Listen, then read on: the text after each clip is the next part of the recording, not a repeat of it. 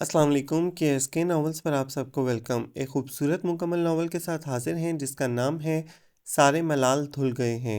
इस नावल की राइटर हैं निगत अब्दुल्ला। चलें नावल की जानिब बढ़ते हैं। दादी को अचानक ही अपनी उस पोती की याद सताने लगी थी जो पालने में ही माँ की आगोश से महरूम होकर नानी की आगोश में जा समाई थी। हालांकि इतने बरसों में कभी उसकी कोई खैर खबर नहीं मिली थी। मोहसिन मियाँ भी जब तक बीवी का गम ताज़ा था जाकर बच्ची से मिल आते थे। फिर दूसरी शादी के बाद तो वो भी भूल गए कि इनकी कोई बेटी थी या है। और अब इतने बरसों बाद दादी को पता नहीं कैसे उसका ख्याल आ गया था। हालांकि भरा पूरा घर था, बेटे बहुएं पोते पोतियाँ, और इनमें एक वो नहीं थी बल्कि कभी यहाँ थी ही नहीं। फिर भी दादी अम्मा को इसकी कमी यूं महसूस होने लगी जैसे वो सबके दरमियान से निकल कर गई हो। उठते बैठते उसका जिक्र और साथ आहें, हाय पता नहीं मेरी बच्ची कैसी होगी, अब तो माशाल्लाह बड़ी हो गई होगी। अरे हाँ, अपनी फरा के साथ की है, 2 महीने छोटी या शायद 2 महीने बड़ी। एक बात करें दादी, छोटी या बड़ी? अशु उनकी बात सुनकर शरारत से बोला, लो भला 2 महीने की छोटाई बड़ाई भी कोई मायने रखती है? बिल्कुल, ख़वातीन का मामला है। अब अगर वो फ़रा से 2 महीने बड़ी हुई और आप उसे छोटा कहते तो फ़रा के तन बदन में आग लग जाएगी। क्यों फ़रा?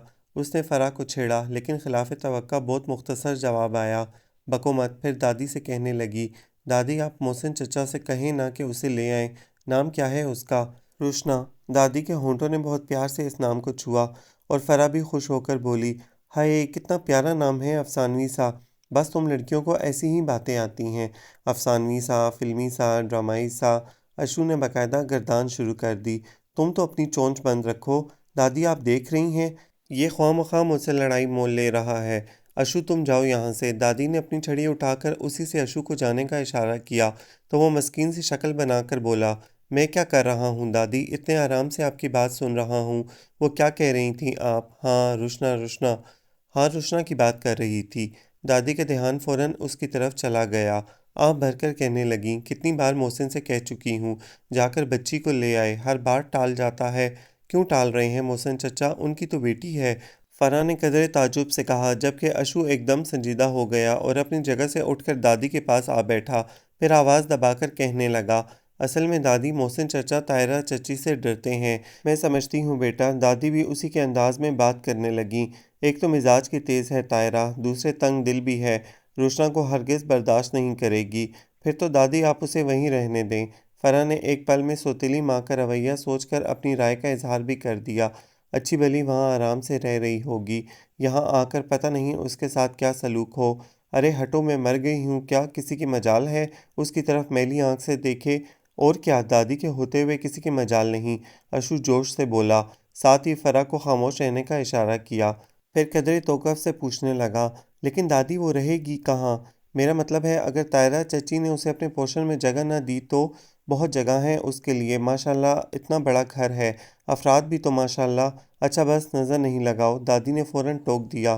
फिर कहने लगी, रुशना मेरे पास रहेगी, उसका बिस्तर मैं अपने साथ लगाऊंगी। और अली भाई कहाँ जाएंगे? अशु ने अली के बेड पर रैक में सजी उसकी किताबों और दूसरी अशिया पर नज़र डालते हुए पूछा तो दादी आराम से बोली, वो ऊपर चला जाएगा अपने अम्मा बाबा के पास। जितने आराम से आप कह रही हैं ना दादी, इतने आराम से अली भाई जाने वाले नहीं हैं। मैं समझा लूँगी उसे, मेरी बात नहीं टालता, दादी ने कहा तो फरहा ने अशु को देखकर यूं कंधे उचकाए जैसे कह रही हो बहुत मुश्किल है, और उसने भी उसी अंदाज में सर हिलाया था। फिर तायरा ख्वाह कितनी तेज़ मिजाज सही, लेकिन दादी के सामने तो वो भी खामोश हो जाती थीं, क्योंकि दादी की हैसियत इस घर में सरबराह की सी थी। सब बेटे बहुएं अगर उनसे डरते नहीं तो एहतराम ज़रूर देते थे, उनकी बात पर सर झुकाते। सब पोते पोतियां भी उनसे विल्हाना मोहब्बत करते थे। वो थीं भी ऐसी ही शफीक और मेहरबान। अलबत्ता कभी कभी अगर कोई इनकी नरमी से नाजायज़ फ़ायदा उठाना चाहता तब मजबूरन इन्हें सख्त रवैया इख्तियार करना पड़ता था। जैसे इन दिनों मोहसिन मियाँ उनकी नरमी से नाजायज़ फ़ायदा उठाते हुए मुसलसल टाल मटोल से काम ले रहे थे, और दादी क्योंकि फ़ौरन गुस्से में नहीं आती थीं इसलिए कितने दिन तक बस आते जाते बेटे को टोकती रहीं कि रुशना को कब ला रहे हो, और क्योंकि वह साफ मना नहीं कर रहे थे इसलिए दादी खामोश थीं। लेकिन उस रोज़ जब इन्हें यकीन हो गया कि मोहसिन मियाँ यूं ही टालते रहेंगे और वो रुशना को लाना ही नहीं चाहते, तब वो उनके कमरे में जा पहुंची। मोहसिन मियाँ रात के वक्त इन्हें अपने कमरे में देखकर भौंकलाए, क्योंकि ऐसे वक्त अगर इन्हें कोई काम होता था तो वो बुलवा लेती थीं। अम्मा मुझे बुला लिया होता। मोहसिन मियाँ फ़ौरन अपनी जगह से खड़े हो गए और इन्हें कंधों से थाम कर बिठाया तो वो उनकी बात नज़रअंदाज करते हुए पूछने लगी, तायरा कहाँ है? किचन में, मैं बुलाता हूँ। मोहसिन कहते हुए दरवाजे तक गए और वहीं से बीवी को पुकारा, फिर आकर उनके पास बैठ गए। कुछ देर बाद तायरा आईं और इन्हें देखकर वो भी ताज्जुब से बोली, अरे अम्मा, आप यहाँ चली आईं, हमें बुला लिया होता। दादी ने उनकी बात भी अक्सर नज़रअंदाज कर दी और फ़ौरन बेटे की तरफ मुतवज्जा होकर बोली, हाँ मियाँ, कितने दिन हो गए हैं तुम्हें रुशना को लाने का कह रही हूँ। ले आऊँगा अम्मा। कब? गोया अब कुछ सुनने की रवादार नहीं थी, इसलिए फ़ौरन टोका। बस वो मोहसिन गड़बड़ाकर तायरा को देखने लगे तो उन्होंने फिर टोक दिया, उसे क्या देख रहे हो? क्या वो मना कर रही है? क्यों तायरा, तुम्हें रुशना के आने पर कोई एतराज़ है क्या? मैं क्यों एतराज़ करूँगी? तायरा बुरा मानकर बोली। फिर ऐसी नज़रों से मोहसिन को देखा कि वो फ़ौरन उनकी तरफ से सफाई पेश करने लगे। अम्मा, तायरा तो खुद रुशना को लाने पर इतना इसरार करती हैं, लेकिन मैं क्या करूँ? काम में उलझा हुआ हूँ। फिर नवाबशाह जाना, नवाबशाह को इतनी दूर नहीं है, सुबह जाओ शाम में तो आ सकते हो, और इस जुम्मे को तुम उसे लेकर आ रहे हो, समझे तुम? दादी के हतमी अंदाज पर मोहसिन सर झुका गए। जी अम्मा, जैसे आप कहें। और कोई हुक्म? बस यही कहने आई थी। अब ज़रा मुझे मेरे कमरे में पहुंचा दो। दादी कहते हुए उठी तो मोहसिन भी फ़ौरन उठ खड़े हुए। यूं भी तायरा की चुभती हुई नज़रों से बचना चाहते थे। इतना बड़ा आंगन अबूर करके दादी के कमरे तक आए तो फिर कितनी देर तक वहीं बैठे रहे थे। माँ मर गई, बाप तो है, फिर किस हिसाब से हमारे दर पर पड़ी हुई है? मामी जी को हमेशा उसका वजूद खटकता था। दिन में कम से कम एक बार तो ज़रूर ये जुमला बोलती थी। हालांकि 18 बरस बीत गए थे, यानी वो जब से पैदा हुई थी इसी घर में थी और इसके लिए तो वही इसका घर था। लेकिन मामी जी ने कभी उसे इस घर को अपना घर समझने की इजाज़त नहीं दी। जब वो छोटी थी तो नानी अम्मा के सीने में मुंह छुपाकर पूछती थी कि मामी जी उसे कहाँ भेजने की बात करती हैं, और नानी अम्मा उसे बहला लिया करती थीं। लेकिन फिर वक्त ने बहुत जल्द उसे समझा दिया कि ना ये घर उसका है और ना यहाँ के मकीनों से उसका खूनी रिश्ता है। और खूनी रिश्ते जाने कहाँ थे, जिनके बारे में वो कभी नानी अम्मा से बहुत शौक से पूछा करती थी। लेकिन फिर ऐसी मायूस हुई कि मामी जी के मुंह से बाप का नाम उसे गाली लगने लगा था। जाहिर है जब से उसने होश संभाला था बाप को नहीं देखा था, और ये दुख उसके अंदर धीरे धीरे बहुत गहराई में उतरता जा रहा था। उसे मामी जी के ताने इतने बुरे नहीं लगते थे, ना मामू जी का लिया दिया अंदाज, क्योंकि उनके रवैयों के जिम्मेदार भी वही शख्स था जो उसे दुनिया में लाने का सजावार बना। इसके बाद बिल्कुल भूल गया। गो के अरसा हुआ उसने नानी अम्मा से उनके बारे में पूछना छोड़ दिया था, लेकिन वो खुद कभी एक पल को भी इस एहसास से नहीं निकलती थी कि उसके अपनों ने उसे छोड़ दिया है। इस पर मामी जी का ताना, माँ मर गई, बाप तो है, फिर किस हिसाब से हमारे दर पर पड़ी हुई है, इसके इस एहसास को शदीद कर देता था। इस वक्त भी मामी जी पता नहीं किस बात पर शुरू हुई और जाने कितनी देर तक बोलती रहीं। वो चुपचाप आंखों पर बाजू रखे बजाय सोती बनी रही। लेकिन जैसे ही मामी जी ने अपने कमरे का रुख किया वो उठकर नानी अम्मा के पास आ बैठी और इनसे कहने लगी, नानी अम्मा, मैं सिर्फ आपकी वजह से यहाँ हूँ। ना ना बेटी, इसकी बातों को दिल से मत लगा, वो ऐसे ही बोलती है। नानी अम्मा ने हमेशा की तरह मामी जी की बातों को खैर अहम करार देने की कोशिश की, मगर वो उनका हाथ थाम कर बोली, गलत तो नहीं कहती मामी जी, आखिर मेरा क्या हक है इस घर पर? यतीम व लावारिस भी नहीं हूँ जो वो हमेशा मुझ पर तरस खाती रहें। हाँ, ये कैसी बातें मुंह से निकाल रही हो? अल्लाह न करे जो तुम। बस नानी अम्मा, आप भी इन्हें ही दुआएं दिए जाएं। वो तासुफ से कहकर दोबारा अपनी जगह पर जा बैठी तो नानी अम्मा चुपचाप उसे देखे गईं। कदरे तौक़ुफ़ से वो खुद ही एहसास करके उठ बैठी और उनकी तरफ देखकर मुस्कुरा कर बोली, मुझे मामी जी की बातें बुरी नहीं लगती, आप जो मुझसे इतना प्यार करती हैं। और अंदर आते हुए खुर्रम इसकी आखिरी बात सुनकर कहने लगा, हाँ, सारा प्यार तो तुम बटोर लेती हो, हमारे हिस्से में तो बड़ी अम्मा की झड़कियाँ ही आती हैं। हाय, मैं कब झड़कती हूँ तुम्हें? नानी अम्मा ने बुरा मानकर टोका तो वो हंसते हुए उनके पास बैठ गया। फिर उनके गिर्द दोनों बाजू लपेटकर इन्हें इधर उधर झुलाता हुआ कहने लगा, अरे बड़ी अम्मा, मैं मजाक कर रहा था। फिर कुछ देर खामोश रहकर कहने लगा, जंग के बाद की खामोशी महसूस हो रही है और मैं यकीन से कह सकता हूँ कि कुछ देर पहले अम्मी ने रुशना जी को दर्जनों के हिसाब से। अच्छा बस, अब तुम ना दोहराने बैठ जाओ। नानी अम्मा ने उसे टोक दिया। फिर कहने लगी, तुम्हारी माँ तो बस यूं ही ज़रा सी बात पर बिगड़ जाती है, उसकी आदत है, अच्छी आदत तो नहीं है बड़ी अम्मा। और फिर सिर्फ रोशना ही पर क्यों बिगड़ती हैं? इस घर में और लोग भी तो हैं। वो इस सादा से लड़के को बस देख कर रह गई, वरना इसकी जगह कोई और ये बात कहता तो वो फ़ौरन जवाब देती कि और लोग तो उनके अपने हैं, मैं तो अपनी नहीं हूँ। फिर कदर तौक़ुफ़ से उससे कहने लगा, रोशना जी बस मुझे ज़रा बड़ा हो लेने दो, यानी इतना बड़ा कि अपने पैरों पर खड़ा हो जाऊँ। फिर पता है सबसे पहला काम क्या करूँगा? क्या करोगे? उससे पहले नानी अम्मा ने पूछ लिया। अलग घर लूँगा, फिर वहाँ मैं और रोशना जी रहेंगे और बड़ी अम्मा आप भी हमारे साथ चलेंगी। क्यों रोशना जी ठीक है ना? वो कुछ नहीं बोली तो नानी अम्मा कहने लगी, अरे इससे पहले ही मैं रोशना की शादी कर दूँगी। 1-2 जगह से पैगाम आए तो हैं लेकिन क्या? नानी अम्मा कहना नहीं चाहती थीं लेकिन वो इसरार करने लगा, तब इन्हें कहना पड़ा। तुम्हारी माँ इसीलिए तो तिलमिलाई हुई है कि अब इसकी शादी भी करनी पड़ेगी। छोड़े ना नानी अम्मा, मुझे नहीं करनी शादी-वादी, वो जुज़-बुज़ होकर बोली और उठकर जाने लगी कि खुर्रम ने उसका हाथ पकड़ लिया। अरे अपनी रोशना जी की शादी मैं करूँगा और ऐसी धूम-धाम से कि सारा ज़माना देखेगा। हाथ छोड़ो ना, उसे बहुत शर्म आ रही थी। उसकी गिरफ्त से हाथ छुड़ाने की कोशिश करने लगी और वो उसके सुर्ख़ चेहरे को देखकर महज़ूज़ होकर हँस रहा था कि मामी जी आ गईं। ये क्या हो रहा है? ऐसी तेज़ और कांटदार लहज़ा था उनका कि वो सहम कर रह गई, जबकि खुर्रम पर कोई असर नहीं हुआ। इसी तरह हँसते हुए बोला, शादी हो रही है क्या? मामी जी चीखीं। किसकी शादी हो रही है? रोशना जी की, वो अपनी धुन में बोल रहा था। मामी जी ने बारी-बारी दोनों को देखा, फिर नानी अम्मा की तरफ रुख मोड़कर बोलीं, तो अब इस घर में ये सब भी होने लगा है, वो भी आपके सामने और आप चुपचाप देख रही हैं। क क्या मतलब है तुम्हारा? नानी अम्मा बौखला गईं। मज़ीद क्या मतलब समझाऊँ? सब तो आपकी आँखों के सामने हो रहा है और उस लड़की को देखो, ना शर्म ना लिहाज़, ये क्या हरकत है? खुर्रम छोड़ो इसका हाथ। मामी जी ने एक ही सांस में तीनों को लताड़ा। क्यों क्या हुआ? खुर्रम उसका हाथ छोड़ने के बजाय सादगी से माँ से मुखातिब हुआ, तो इन्हें तेज़ नज़रों से घूरते पाकर पहले बेख्तियार उसका हाथ छोड़ दिया, लेकिन फिर जैसे ही संभला बेहद तासुफ़ से कहने लगा, आप रोशना जी को अपनी औलाद की तरह नहीं समझ सकीं अम्मी, तो इसका मतलब ये नहीं कि हम कभी इसे अपना ना समझें। मेरे लिए ये मेरी बहनों की तरह है, बहनों की तरह है। मामी जी खुर्रम के अंदाज़ में कहती हुई उसे घूरने लगीं, तो वो खिसकते हुए नानी अम्मा के पीछे आन खड़ी हुई। खूब समझती हूँ मैं इसे, अब मेरी औलाद पर डोरे डालने लगी है। मामी जी की बात पर जहाँ वो रोने लगी वहाँ खुर्रम का दिमाग घूम गया। खुदा के लिए अम्मी अब ऐसी गिरी हुई बातें तो ना करें। मैं कर रही हूँ गिरी हुई बातें और वो जो हरकतें तुम कर रहे हो वो क्या है? कम से कम मेरी आँखों में धूल नहीं झोंक सकते। मामी जी कहते हुए कमरे से निकल गईं, तो वो अपना सर थाम कर वहीं बैठ गया। कमरे में अब सिर्फ़ उसकी सिसकियों की आवाज़ थी। नानी अम्मा भी खामोश बल्कि एकदम गुमसुम सी हो गई थी। फिर कितनी देर बाद बेहद तासुफ़ से बोलीं, बस यही कसर रह गई थी, इससे अच्छा था अपने हाथों से गला दबा देती बच्ची का। मेरी बेटी तू ना रो। आखिर में उसे पिचकारने लगी तो खुर्रम बहुत खामोशी से उठकर कमरे से निकल गया, क्योंकि वो उससे नज़रें मिलाने की हिम्मत नहीं कर पा रहा था। मामी जी ने भी तो हद कर दी थी। इस रात वो एक तवील अरसे बाद नानी अम्मा से अब्बू जी की बातें करते हुए पूछने लगी, नानी अम्मा क्या अब्बू जी ने कभी मुझे अपने साथ ले जाने को नहीं कहा? कहते तो थे मोहसिन मियाँ, और एक बार तो ख़ास तौर से तुम्हें लेने आए थे, लेकिन मैंने मना कर दिया। क्यों? इसने फ़ौरन पूछा।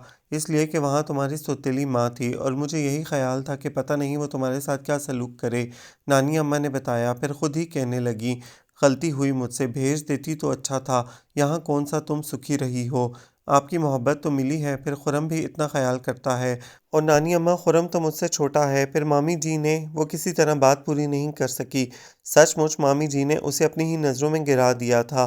तुम्हारी मामी का दिमाग ख़राब है, बस बहाने ढूँढती है तुम पर ऐब लगाने के। तुम इसकी बातों को दिल पर मत लिया करो। नानी अम्मा हमेशा आखिर में ये जुमला ज़रूर बोलती थीं और वो हमेशा उनकी बात पर अमल नहीं कर सकती थी कि दिल था, पत्थर तो नहीं। फिर नानी अम्मा सो गईं और वो सारी रात करवटें बदलती रही। किसी वक्त नींद आई भी तो फिर फ़ौरन चौंक कर उठ जाती। मामी जी के अल्फाज मेरी औलाद पर डोरे डालने लगी है, हथौड़े की तरह ज़हन पर बरस रहे थे। सुबह जब नानी अम्मा नमाज के लिए उठीं, इस वक्त वो भी जाग रही थी। पहले चुपचाप इन्हें देखती रही। वो वज़ू करके आईं, जाए नमाज पर बैठ गईं। तब उसने भी बिस्तर छोड़ दिया और वज़ू करके उनके बराबर खड़ी हो गई। नमाज के बाद दुआ के लिए हाथ उठाए तो आंसू एक तवातर से बह निकले। कितनी देर बाद नानी अम्मा ने यूं ही उस पर नज़र डाली तो उसे रोते देखकर बेख्तियार उसका सर अपने सीने से लगा लिया। नानी अम्मा, मैं मर जाऊंगी। आंसुओं के दरमियान वो इसी कदर कह सकी। अल्लाह न करे मरे तुम्हारे दुश्मन। नानी अम्मा दहल कर बोलीं, फिर अपने दुपट्टे से उसके आंसू साफ करते हुए कहने लगीं, जाए नमाज पर बैठी हो, अच्छी बात मुंह से निकालो। मेरे लिए मर जाना ही अच्छा है। उसने कहा तो नानी अम्मा जल्दी जल्दी जाए नमाज लपेटने लगीं। फिर डांट कर बोलीं, चलो उठो यहाँ से, और आज तो छुट्टी का दिन है, सब देर तक पड़े सोए रहेंगे। तुम इसी वक्त से नाश्ते में मत लग जाना। आपके लिए बना दूं? वो उठते हुए बोली, नहीं मेरा भी दिल नहीं चाह रहा, तुम बैठो आराम से। और वो रात भर की जागी हुई थी, लेटी तो सो गई। ये भी गनीमत था कि छुट्टी का दिन था, वरना इसी वक्त से मामी जी शोर मचाना शुरू कर देती। उनकी आदत थी बराह रास्त उससे कोई काम कहने के बजाय काम की ज्यादती का ववेला मचाने लगती थी। बहरहाल इस वक्त वो 2 घंटे सुकून से सोई।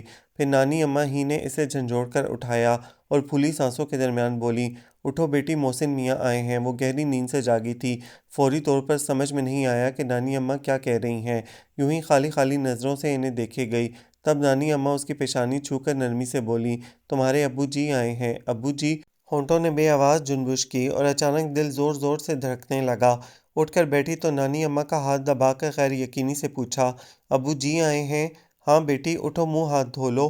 वो तुमसे मिलने आए हैं। और उसकी समझ में नहीं आया कि क्या करे।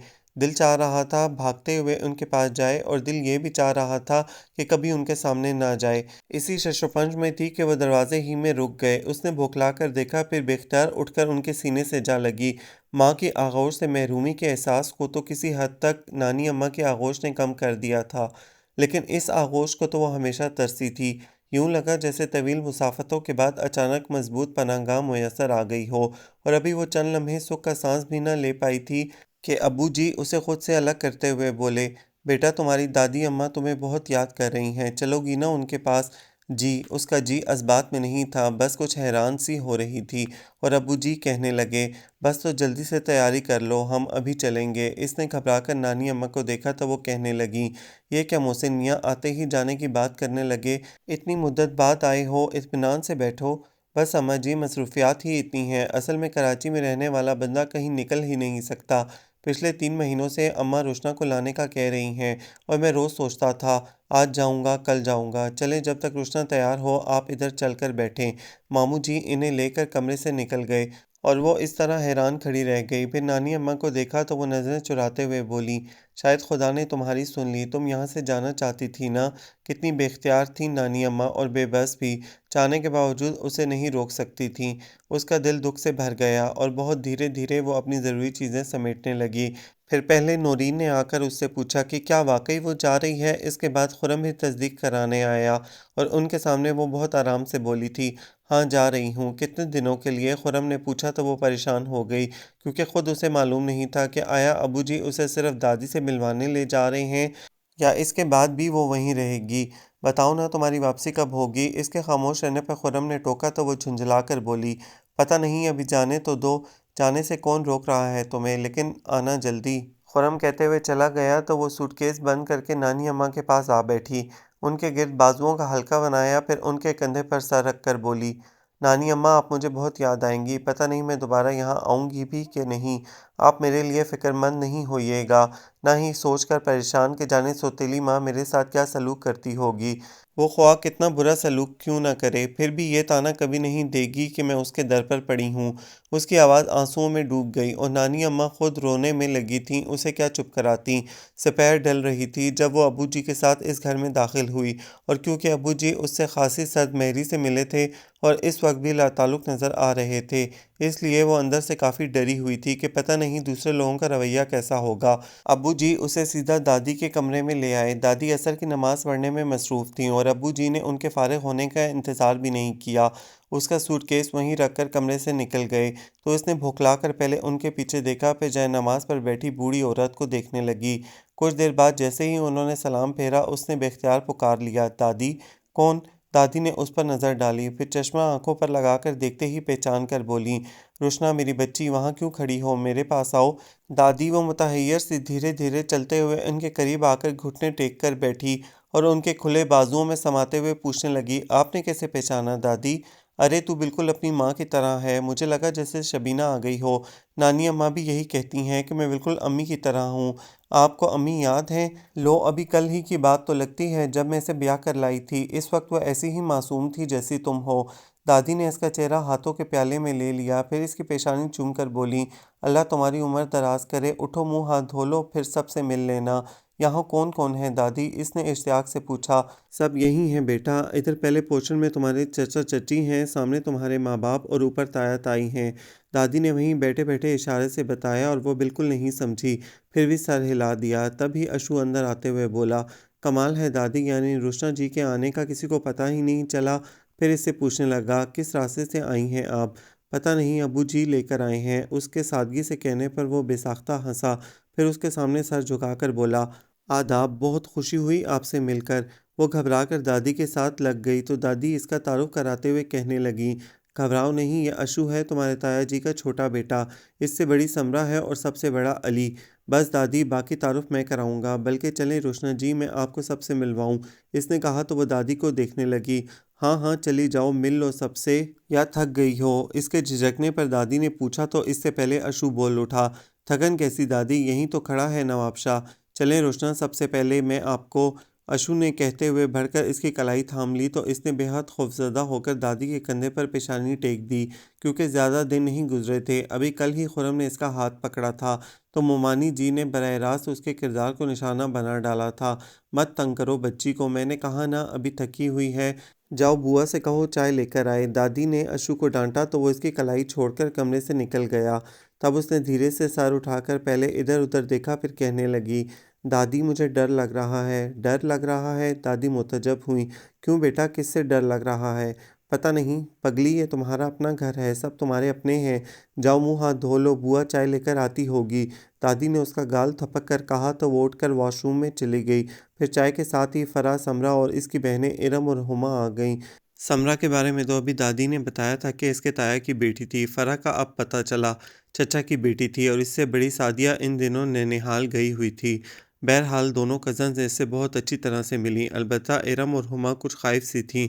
पता नहीं तायरा बेगम ने बेटियों को इसके बारे में किस अंदाज में बताया था कि वो दोनों चुपचाप इसे देख रही थीं, जबकि वो खसूसन बहनों से मिलकर खुश हो रही थी, क्योंकि इसे ये तो मालूम था कि इसके अबूजी दूसरी शादी कर चुके हैं, लेकिन यह मालूम नहीं था कि कितने बहन भाई हैं। फिर चाय के बाद उसने खुद ही फरा से कहा कि उसे बड़ों से मिलवा दे, पहले ऊपर चलो, क्योंकि दादी के बाद अबू जी का नंबर आता है। समरा ने कहा तो वो मना नहीं कर सकी, वरना इसका दिल चाह रहा था पहले तायरा बेगम के पास जाए ताकि इन्हें कुछ कहने का मौका ना मिले, क्योंकि अबू जी की सदमैरी से उसने जान लिया था कि उस औरत के दिल में इसे अपने लिए खुद गुंजाइश पैदा करनी पड़ेगी।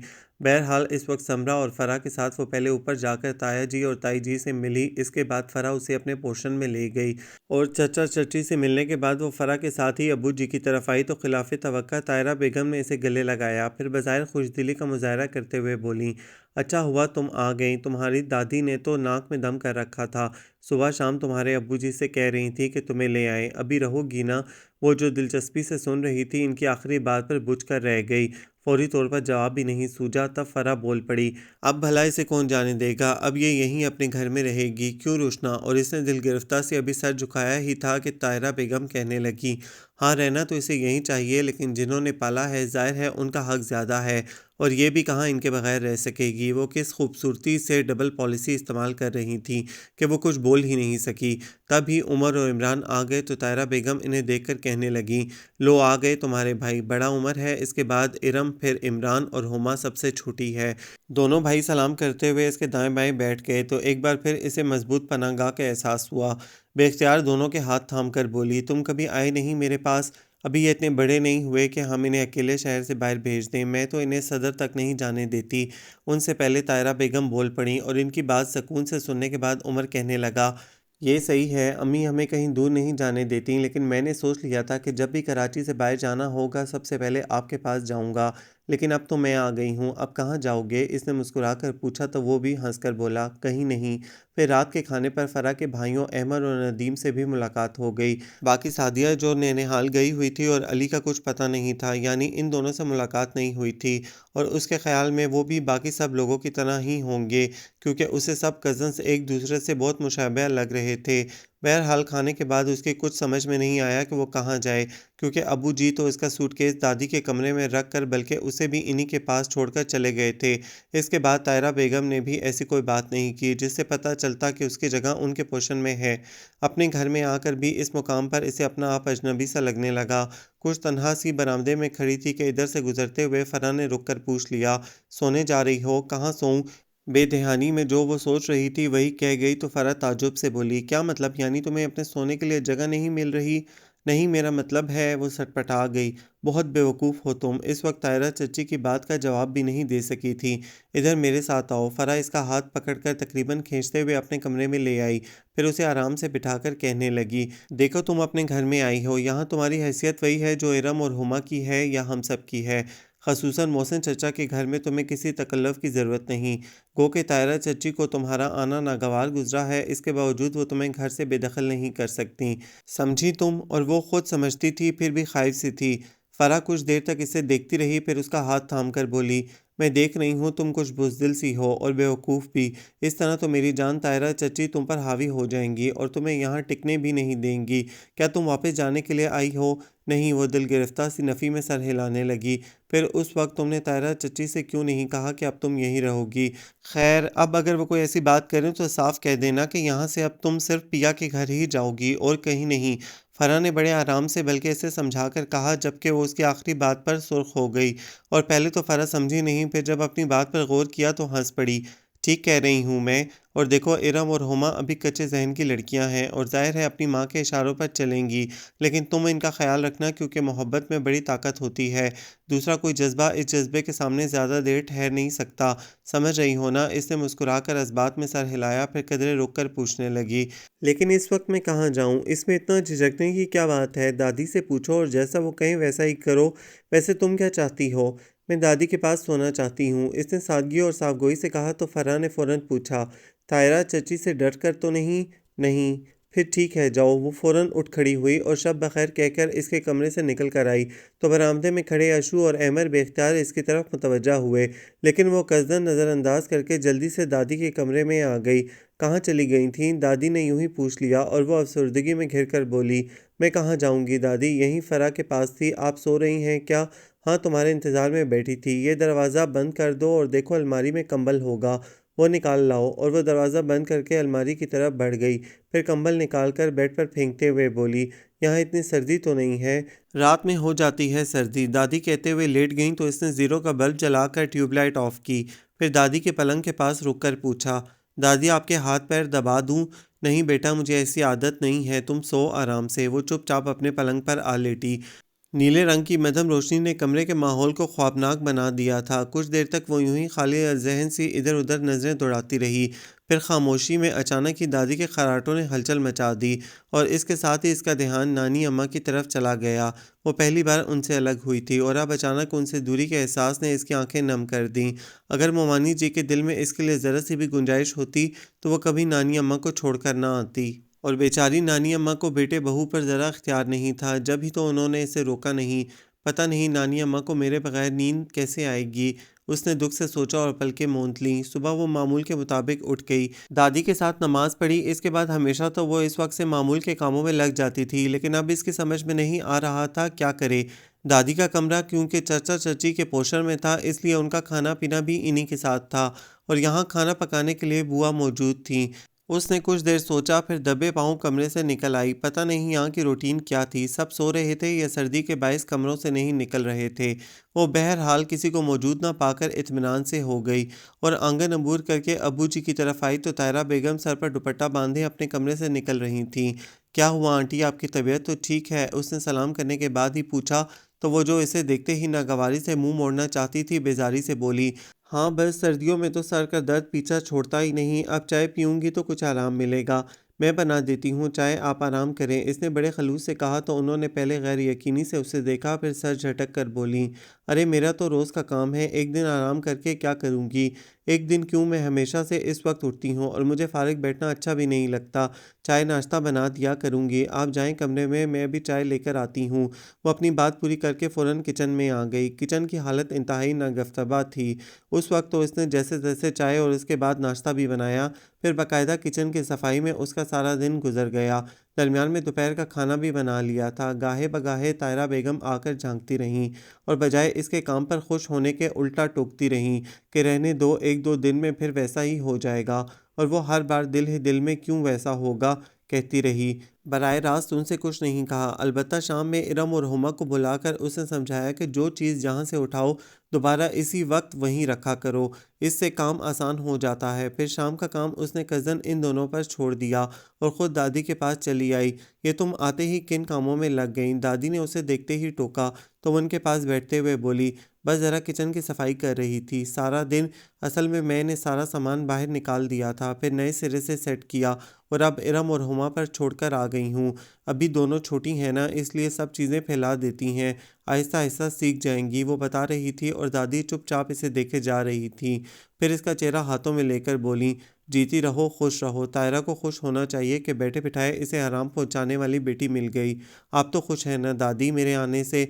लो भला मैं खुश क्यों नहीं होंगी, बल्कि मुझे अफसोस इस बात का है कि तुम बहुत पहले क्यों नहीं यहाँ आ गई। हाँ, मुझे भी इंतज़ार था कि जाने कब अब्बू जी मुझे लेने आएंगे। इतनी देर क्यों की उन्होंने? इतने इंतज़ार के लम्हात सोचकर वो अफसुर्दगी में घिर गई और दादी उसकी पेशानी चूम रही थी कि अशू आ गया। आह भरकर बोला, हाय दादी, कभी हमें तो इस तरह प्यार नहीं किया आपने। ए हटो, सारा प्यार तो तुम लोगों पर मिटाया। ये मेरी बच्ची तो अब आई है। दादी उसे डांट कर बोली, फिर इससे कहने लगी, बेटा तुम इसकी बातों का बुरा नहीं मनाना, इसकी आदत है सबको छेड़ने की। तौबा करें दादी, मैंने किसी को छेड़कर जूते खाने हैं? वो कानों को हाथ लगाता हुआ शरारत से बोला और वो बेसाख्ता हंसी जिस पर इसने हैरत का मुजाहरा किया। अरे आप हंसती भी हैं? कभी कभी, वो बिला इरादा कह गई तो वह अचानक संजीदा होकर पूछने लगा, अक्सर क्यों नहीं? अब वो सटपटा गई तो वो कंधे उचकाकर रैक की तरफ बढ़ गया और उसमें जाने क्या तलाश करता हुआ दादी से पूछने लगा, दादी अली भाई कुछ बता कर नहीं गए कि कहाँ जा रहे हैं? पहले कभी बताया है इसने? ना इसके जाने का पता चलता है ना आने का, जाने कहाँ कहाँ की खाक छानता फिरता है। दादी ने बस पहला जुमला इसके जवाब में कहा, इसके बाद अपने आप बोलने लगी थी, कितना मंसूर से कहती हूँ इसकी शादी कर दो, बाल बच्चों वाला होगा तो खुद ही एक जगह टिक कर बैठेगा। शादी का सुनकर ही तो वो गायब हो जाते हैं। उस रोज़ अम्मी ने यही जिक्र छेड़ा था और रात में वो गायब। दादी की खुद कलामी सुनकर इसने बताया, फिर आकर इनके पास बैठते हुए कहने लगा, छोड़े ना दादी, वो अगर शादी नहीं करना चाहते ना करें, मैं तो करना चाहता हूँ ना, मेरी बात करें। हाँ, दादी सरतापा उसे घूर कर बोली, इससे पहले तुम्हारी कैसे हो सकती है? क्यों नहीं हो सकती? क्या किसी किताब में लिखा है कि जब तक बड़े की शादी ना हो छोटे की नहीं हो सकती? इसने बड़ी संजीदगी से कहा और वो जो गैर इरादी तौर पर मुतवज्जा हो गई थी बेसाख्ता मुस्कुराई, जबकि दादी भी संजीदा थी। नहीं खैर, किसी किताब में तो नहीं लिखा, फिर भी पहले इसकी होनी चाहिए। और अगर उन्होंने सारी उम्र कवारा रहने की कसम खाई हो तब? वो ऐसी कसम क्यों खाने लगा? दादी बिगड़ गई। आ जाए, मैं पूछती हूँ इससे। ज़रूर पूछिएगा, लेकिन दादी ईमान से मैं कवारा नहीं बनना चाहता। पता है, एक नजूमी ने कहा है कि मेरी उम्र सिर्फ 30 साल है, अगर फ़ौरन शादी हो गई तो दुगनी हो सकती है, वरना। दादी की टांगें दबाते हुए वो उल्टा सीधा बोले जा रहा था और वो किसी तरह अपनी हंसी नहीं रोक सकी। आखिर में मासूम सी शक्ल बनाकर पूछने लगा, आप क्यों हंस रही हैं? हंसेगी नहीं तो क्या, तुम जो उल्टा सीधा बोल रहे हो। हटो परे, दादी ने उसके हाथ झटकते हुए कहा तो वो रूठ कर बोला, मैं जानता हूँ आपको मेरी कोई परवाह नहीं है, आपका दिल तो बस अली भाई में अटका रहता है। मैं जीऊँ या मरूँ आपकी बला से। मरे तुम्हारे दुश्मन, क्या बदफाल मुंह से निकाल रहे हो? उठो यहाँ से, नहीं तो मैं तुम्हारे बाप को बुलाती हूँ। दादी की डांट का इस पर कोई असर नहीं हुआ, फौरन बोला, मैं बुला लाऊं अबू जी को, बस आप इसी वक्त उनसे मेरी शादी की बात कर लें। देख रही हो इसे? दादी इसकी तरफ मुतवज्जा हुई तो इसने जल्दी से निचला होंठ दांतों में दबाकर हंसी रोकी, फिर रुक कर बोली, अच्छा है ना दादी, घर में रौनक हो जाएगी। अरे जीती रहें रुशना जी, अशु ने खुश होकर बाकायदा नारा लगाया, फिर दादी की ठोड़ी छूकर बोला, अब तो मान जाएं दादी, रुशना जी कह रही हैं। अच्छा हटो, बात करूंगी मैं तुम्हारे बाप और चाचा से, ज़रा जल्दी कीजिएगा क्योंकि मेरा बड़ा दिल चाहता है कि कोई आपको पर दादी कहे। वो जाते जाते भी बाज नहीं आया। दादी पहले तो समझी नहीं, फिर हंस पड़ी। फिर कितने दिन उसे एडजस्ट होने में लगे। असल में अभी तक उसे अपना सही मुकाम नहीं मिल रहा था। सुबह नमाज के बाद अपने पोर्शन में आती तो सारा दिन उसका मामूल के कामों में गुजर जाता और ये सारे काम तो वो शुरू से करती आ रही थी। इसलिए इसे बिल्कुल बुरा नहीं लगा कि तायरा बेगम सब उस पर छोड़कर खुद इत्मीनान से हो गई थी। अलबत्ता रात में जब सोने के लिए वो दादी के कमरे में आने लगती तब उसे अजीब सा लगता। गो के दादी का इसरार था कि वो उनके पास सोए और वह जब भी आती इन्हें अपने इंतज़ार में बैठे देखती। ये तो उनकी मोहब्बत थी और उसे अफसोस इस बात का था कि सुबह तो तायरा बेगम इसके इंतज़ार में होती, लेकिन इसके सोने के लिए उनके पास जगह नहीं थी। हर रात दादी के कमरे की तरफ आते हुए उसे यूं लगता जैसे दिन भर की मुलाजमत के बाद अब इसे छुट्टी मिली हो। इस वक्त टीवी पर उमर का कोई पसंदीदा प्रोग्राम आ रहा था और इसने उसे भी ज़बरदस्ती अपने साथ बिठा लिया।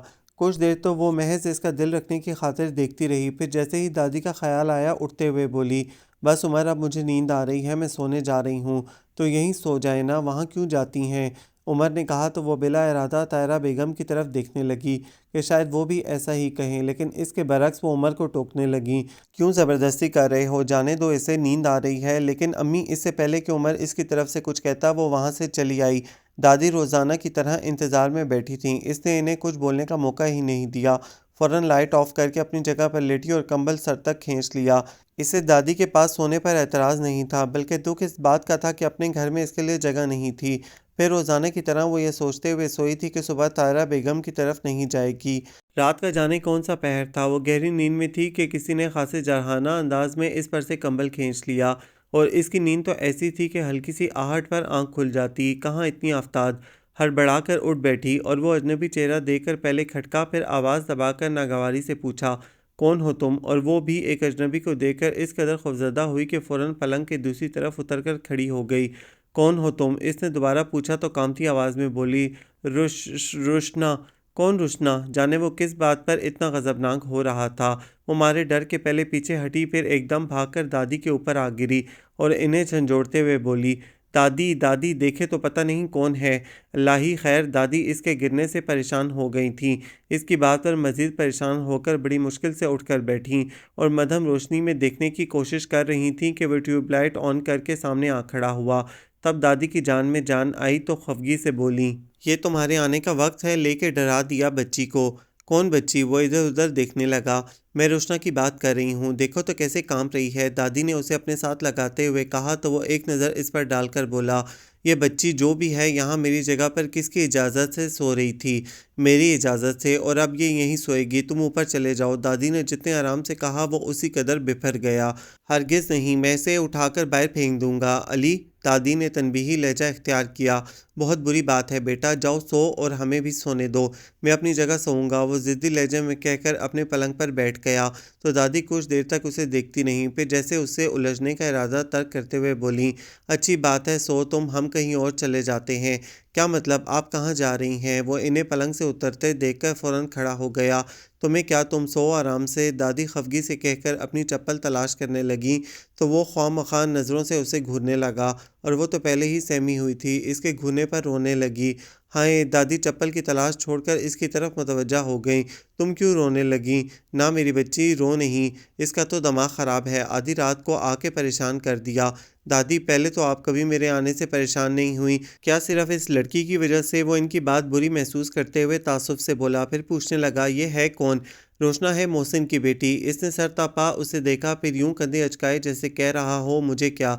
इसके बाद अपना बैग उठाते हुए बोला, ठीक है, अभी तो मैं जा रहा हूँ, लेकिन कल अपनी जगह पर ही सोऊंगा। वो कमरे से निकल गया, तब भी वो इसी तरह खड़ी रही। दादी ने लेटते हुए इसे सोने के लिए कहा तो वह ऐसी ही सहमी हुई आवाज़ में बोली, मुझे डर लग रहा है दादी, वो फिर आ जाएंगे।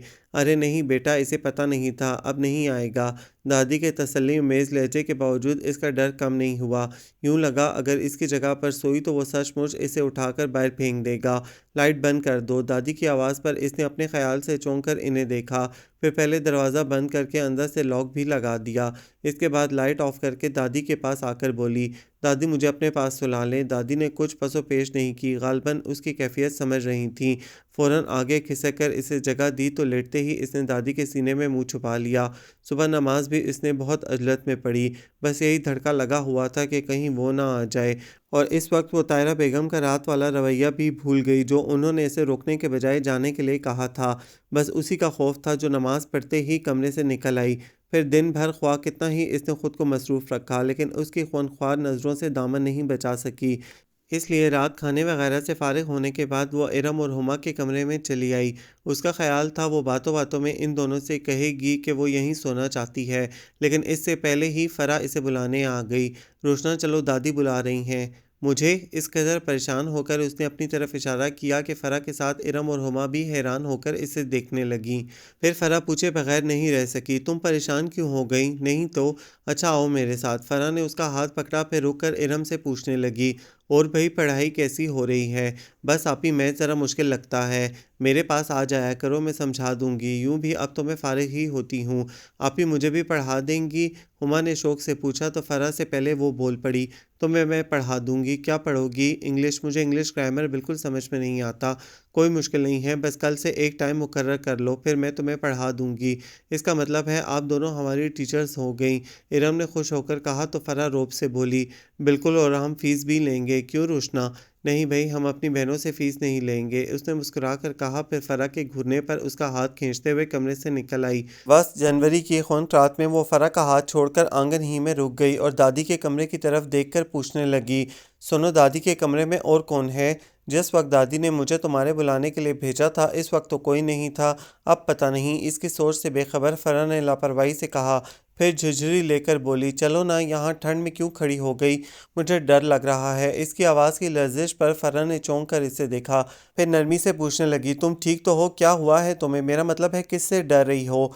वो अली भाई, वो इस कदर कह सकी। अली भाई, कुछ कहा है उन्होंने? अच्छा पहले अंदर तो चलो। फ़रह उसे अपने कमरे में ले आई और पता नहीं उसे सर्दी का एहसास क्यों नहीं था, जबकि फ़रह मुसलसल अपने दोनों हाथ आपस में रगड़ रही थी। फिर इसके पास बैठते हुए बोली, हाँ अब बताओ, क्या कहा है अली भाई ने? मुझसे तो कुछ नहीं कहा। फिर? वो असल में रात में दादी से कह रहे थे कि वो अपनी जगह पर सोएंगे। क्या वो दादी के कमरे में सोते हैं? आखिर में इसने सादगी से पूछा तो फ़रह उसकी बात का जवाब देने के बजाय पूछने लगी, चाय पियोगी? नहीं, तुम बताओ ना, अब मैं कहाँ जाऊँ? अली भाई तो कह रहे थे कि मुझे उठाकर बाहर फेंक देंगे। वो रूहानसी होकर बोल रही थी और फ़रह बेसाख्ता हंसी। और तुमने समझ लिया कि वो तुम्हें बाहर फेंक देंगे? फिर उसकी आंखों में नमी उतरती देखकर हंसी रोककर कहने लगी, बेवकूफ़ हो तुम। अली भाई ऐसे नहीं है। रात में एक तो वो थके हुए आए होंगे, दूसरे उन्होंने तुम्हें पहचाना नहीं होगा, इसलिए अपनी जगह पर तुम्हें देखकर उन्होंने गुस्से में ऐसी कोई बात कह दी होगी। तो वो इनकी जगह है। इसने फिर अपना सवाल दोहराया तो फ़रह ने जवाब में सरसरी अंदाज इख्तियार किया, है तो, लेकिन मेरा ख्याल है दादी ने इन्हें समझा दिया होगा। जब ही तो तुम्हें बुलाया है, तुम मेरे साथ चलो। अरे, इसके डरने पर फ़रह ने ताज्जुब का इजहार किया, फिर उठते हुए बोली, चलो। दादी रोज़ाना की तरह इंतज़ार में बैठी थीं। वो फ़रह के पीछे कमरे में दाखिल हुई और बहुत मोहतात नज़रों से इधर उधर देखने लगी, जबकि फ़रह दादी के पास बैठकर शरारत से पूछने लगी, क्या हुआ दादी? ऐसा क्या कह दिया अली भाई ने कि रुशना आपके कमरे में आने से डर रही है? कहाँ है रुशना? दादी ने बेकरारी से पूछा तो वो भी बेकरार होकर लपक कर इनके पास आई और बैठते ही उनकी गोद में सर रख दिया। तो फ़रह को लगा जैसे वो हमेशा पनाहें ढूंढती रही हो। क्यों बेटा, डर क्यों रही थी? दादी ने आहिस्ता से उसका सर थपक कर पूछा, फिर खुद ही कहने लगी, अली को मैंने समझा दिया है, वो अब तुम्हें कुछ नहीं कहेगा। और ये तुम सारा दिन कहाँ गायब रहती हो? क्या तायरा बेगम बिल्कुल ही फारिग हो गई हैं? मुझे अच्छा नहीं लगता दादी की आंटी काम करें और मैं आराम से बैठी रहूं, इसने कहा तो फ़रह ज़रा सा हंसकर बोली, जब ही इन्हें आराम से बिठा दिया है तुमने। तभी दरवाजे पर हल्की सी दस्तक के बाद अली अंदर आया तो फ़रह मुस्कुराहट होंठों में दबाकर पूछने लगी, ये दस्तक देकर आपने कैसे खबरदार किया है? जवाब में अली ने बेख्तियार इसकी तरफ देखा, फिर फ़ौरन दादी से मुखातिब होकर बोला, दादी मैं अपनी कुछ किताबें ले लूँ? इसके साथ ही वो रैक की तरफ बढ़ गया और मोटी मोटी जिल्दों वाली कितनी किताबें निकाल कर बेड पर रखीं, फिर बैठकर उनमें से कुछ किताबें अलग करने लगा और वो तो इसे देखते ही जर्द पड़ गई थी। फ़रह ने उसका हाथ दबाकर हौसला दिया, फिर ये सोचकर अली से बातों में लग गई कि वो देख सके कि अली ऐसा खूनख्वार बंदा नहीं है जैसा वो समझ रही है। अली भाई, इस बार आप कहाँ गए थे? फ़रह ने पूछा तो वो अफसोस के साथ बोला, यार इस बार हमारा सारा प्रोग्राम ख़राब हो गया। रास्ते में एक दोस्त बीमार पड़ गया, जिसकी वजह से वापस आना पड़ा। जाना कहाँ था आपको? पंचबंद। सुना है वहाँ 5 दरियाओं के मिलने का मंजर बड़ा दिलकश है और खौफनाक भी। हाँ, मैंने भी सुना है। मेरी दोस्त बता रही थी वहाँ सही मायनों में इंसान को खुदा याद आ जाता है। अच्छा, वो ज़रा सा हंसा, फिर जो किताबें अलग रखी थीं इन्हें छोड़कर बाकी वापस रैक में रखता हुआ दादी को मुखातिब करके कहने लगा, आप क्यों खामोश हैं दादी? क्या नाराज़ हैं? लो, मैं पहले कभी नाराज़ हुई हूँ तुमसे? पहले की बात छोड़ें दादी, पहले हमारे दरमियान नाराज़गी पैदा करने वाला कोई था ही नहीं। उसका इशारा यकीनन उसकी तरफ था और दादी पता नहीं समझी नहीं या कज़न अनजान बनकर बोली, अब कौन है? अब वो बेड पर रखी किताबें उठाकर सीधा खड़ा हुआ और खुशमगीन नज़रों से उसे घूरा तो फ़रह ने एहतजाज करते हुए टोका, प्लीज़ अली भाई, ये पहले ही आपसे खौफज़दा है। खौफज़दा तो मुझे होना चाहिए कि अभी कमरे से बेदखल हुआ हूँ, फिर कहीं घर से ही ना निकाला जाऊँ इनकी वजह से। वो कहता हुआ कमरे से निकल गया। दादी पुकारती रह गईं लेकिन उसने सुना ही नहीं। फिर दादी फ़रह से पूछने लगीं, क्या कह गया है? कुछ नहीं, बस ऐसे ही, फराह लापरवाही से कहते हुए उठ खड़ी हुई और इसके कंधे पर हाथ रखकर धीमी आवाज़ में बोली, सुनो, तुम्हें परेशान होने की ज़रूरत नहीं है, आराम से सो जाओ और दादी को भी सोने दो। उसने खामोशी से फराह को जाते हुए देखा, फिर दादी से पूछकर पहले दरवाज़ा बंद किया, इसके बाद लाइट ऑफ करके अपनी जगह पर आ लेटी तो आंसू चुपचाप किनारों से छलक कर तकिए में जज्ब होने लगे। कितनी देर तक वो बेआवाज़ आंसुओं से रोती रही। पहले नानी अम्मा के पास भी वो इसी तरह रोती थी और उस वक्त तो कभी कभी वो शिद्दत से दुआ मांगती कि किसी दिन अब्बू जी उसे आकर ले जाएं, और अब उससे आगे वो कहाँ जाती। यूं लगा जैसे दुनिया बस इतनी सी है, या शायद उस पर ज़िंदगी के दरवाजे बंद हो रहे हैं।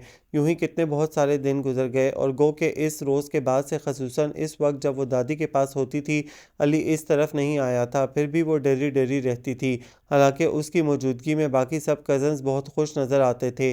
अपने बहन भाइयों को भी उसने बस उसी का कलमा पढ़ते सुना था। इसके बावजूद वो इसका सामना होने पर सचमुच कांपने लगती थी और फ़ौरन राह फरार ढूंढती। इस वक्त वो अपने पोर्शन में बिल्कुल अकेली थी। तायरा बेगम इरम और हुमा को लेकर मैके गई हुई थीं और पता नहीं इन्हें किस बात का खदशा था कि अपना और इरम और हुमा के कमरे लॉक कर गई थीं। जब तक वो किचन में इधर उधर के कामों में मसरूफ़ रही, इसे एहसास नहीं हुआ, लेकिन दोपहर में जब कुछ देर लेटने का इरादा किया तो दोनों कमरे लॉक देखकर इसे शदीद धचका लगा। गो कि उमर इमरान का कमरा खुला हुआ था, लेकिन इस कमरे में तो यूं भी वो कम ही जाती थी। कितनी देर तक वो लाउंज में बैठी बंद दरवाज़ों को देखती रही और उसके अंदर दुख रोते रहे। ऐसा तो कभी मुमानी जी ने भी नहीं किया था। कहीं भी जाती सारा घर उस पर छोड़ जाती और अपने ही घर में वो इतनी बेतबार ठहरी थी। उसका दिल चाहा वो दूर, कहीं बहुत दूर चली जाए, जहाँ घर का कोई तस्वर ना हो, ना दीवारें ना दरवाजे हों, बस छत की सूरत, सर पर खुला आसमान जिसकी कोई हद नहीं। इंतहाई दिल गिरफ्तगी के आलम में वो वहाँ से उठकर दादी के पास आ रही थी कि बरामदे ही में अचानक जाने क्या हुआ, पहले पहलू में हल्का सा दर्द हुआ, फिर एकदम आंखों के सामने अंधेरा छा गया। इसने सहारे के लिए इधर उधर हाथ मारे, फिर सर थाम कर बेख्तियार पुकारा, दादी। इसकी आवाज़ में दर्द की शिद्दत दादी को खींच लाई। उन्होंने इसे गिरते हुए देखा और वहीं से एक एक को आवाज़ें देने लगी। दोपहर का वक्त था, घर में कोई मर्द नहीं था। दादी की घबराई हुई आवाज़ पर फरा और चची जान भागी आईं। देखो तो इसे क्या हो गया है, दादी उसका सर अपनी गोद में रखते हुए बोली। तभी वो कंधे पर बैग लटकाए गालबन फिर कहीं जाने के लिए तैयार सीढ़ियाँ उतरता नजर आया तो फरा उसे देखकर चिल्लाई, अली भाई जल्दी आएं। और वो बकिया 5-6 सीढ़ियाँ एक ही जिस्त में फलांग आया। बेटा किसी डॉक्टर को बुलाओ, दादी ने उसका हाथ मलते हुए कहा। तो वो एक नज़र घड़ी पर डालकर बोला, इस वक्त तो करीब कोई डॉक्टर नहीं मिलेगा, तो कुछ करो बेटा। दादी की परेशानी फितरी थी। इसने सोचने में चंद लम्हे सर्फ किए, फिर कंधे से बैग उतारकर एक तरफ फेंकता हुआ फरा से कहने लगा, चलो फरा, इसे किसी तरह गाड़ी में लिटाओ, किसी करीबी अस्पताल ले चलते हैं। फरा ने अपनी अम्मी की मदद से उसे उठाना चाहा, लेकिन इन्हें कामयाबी नहीं हुई। तब वो जो कुछ झिझक रहा था, इन दोनों को हटाकर एकदम से इसे बाजुओं पे उठा लिया और फरा को साथ आने का इशारा करते हुए तेज़ कदमों से आगे बढ़ गया। उसे होश आया तो नासमझी के आलम में फरा को देखने लगी, जो उसके करीब ही कुर्सी पर बैठी कोई मैगज़ीन देख रही थी। उसकी हरकत पर फ़ौरन मैगज़ीन एक तरफ डालकर इसकी तरफ मुतवज्जा हुई और मुस्कुराकर पूछा, अब कैसी तबीयत है तुम्हारी, क्या हुआ था मुझे? वो उल्टा इससे पूछने लगी, तुम बताओ, क्या गिर गई थी? या अली के आने से फरा की बात अधूरी रह गई और वो उसे देखते ही आंखें बंद कर गई। तो वो खफीफ सा मुस्कुराया, फिर फरा से कहने लगा, तुम्हें पता है फरा के बिल्ली को देखकर कबूतर आंखें बंद कर लेता है और समझता है कि खतरा टल गया। हाँ सुना तो था, अब देख भी लिया, फरा ने हंसकर कहा तो उसने होठों पर उंगली रखकर इसे खामोशी से बाहर जाने का इशारा किया।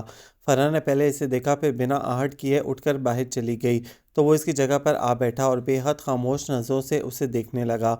पलकों की लर्जिश बता रही थी कि उसका दिल भी इसी अंदाज से धड़क रहा है। कितने लम्हे चुपचाप सरक गए। तब वो पहले ज़रा सा खांसा, फिर हल्के फुल्के अंदाज में बोला, मेरी शक्ल इतनी खौफनाक तो नहीं है यार, आंखें खोलो। इसने घबराकर आंखें खोली तो इसने मुस्कुराकर पूछा, कैसी हो? वो जवाब देने के बजाय उठने की कोशिश करने लगी तो रोक कर बोला, मैंने उठने के लिए तो नहीं कहा, लेटी रहो, मैं ठीक हूँ। घबराहट में इसके हलक से आवाज़ भी मुश्किल से निकली। तो वो कुछ देर तक होंठ भींचकर इसे देखता रहा, फिर बज़ाहिर सरसरी अंदाज में पूछने लगा, इससे पहले भी कभी तुम्हारे साथ ऐसा हुआ है? मेरा मतलब है कोई तकलीफ़, या जैसे अभी तुम बेहोश हो गई थी? वो फ़ौरन जवाब देने के बजाय सोचने में लग गई, फिर याद आने पर बोली, एक बार कॉलेज में मैं इसी तरह बेहोश हो गई थी। फिर डॉक्टर ने क्या कहा था? डॉक्टर ने, इसने चौंक कर बेख्तियार इसकी तरफ देखा, फिर फ़ौरन नज़रें चुरा कर बोली, डॉक्टर के पास जाने की नौबत नहीं आई। मेरा मतलब है वहीं लड़कियां जाने कौन कौन से नुस्खे आजमा कर मुझे होश में ले आई थीं। अरे इसका अरे बेसाख्ता था, लेकिन हंसी वो रोक गया और कदरे तौक़ुफ़ से गहरी सांस खींचकर बोला, बहरहाल ऐसी कोई तशवीश की बात नहीं है, फिर भी तुम्हें अपना ख्याल रखना चाहिए, रखोगी ना?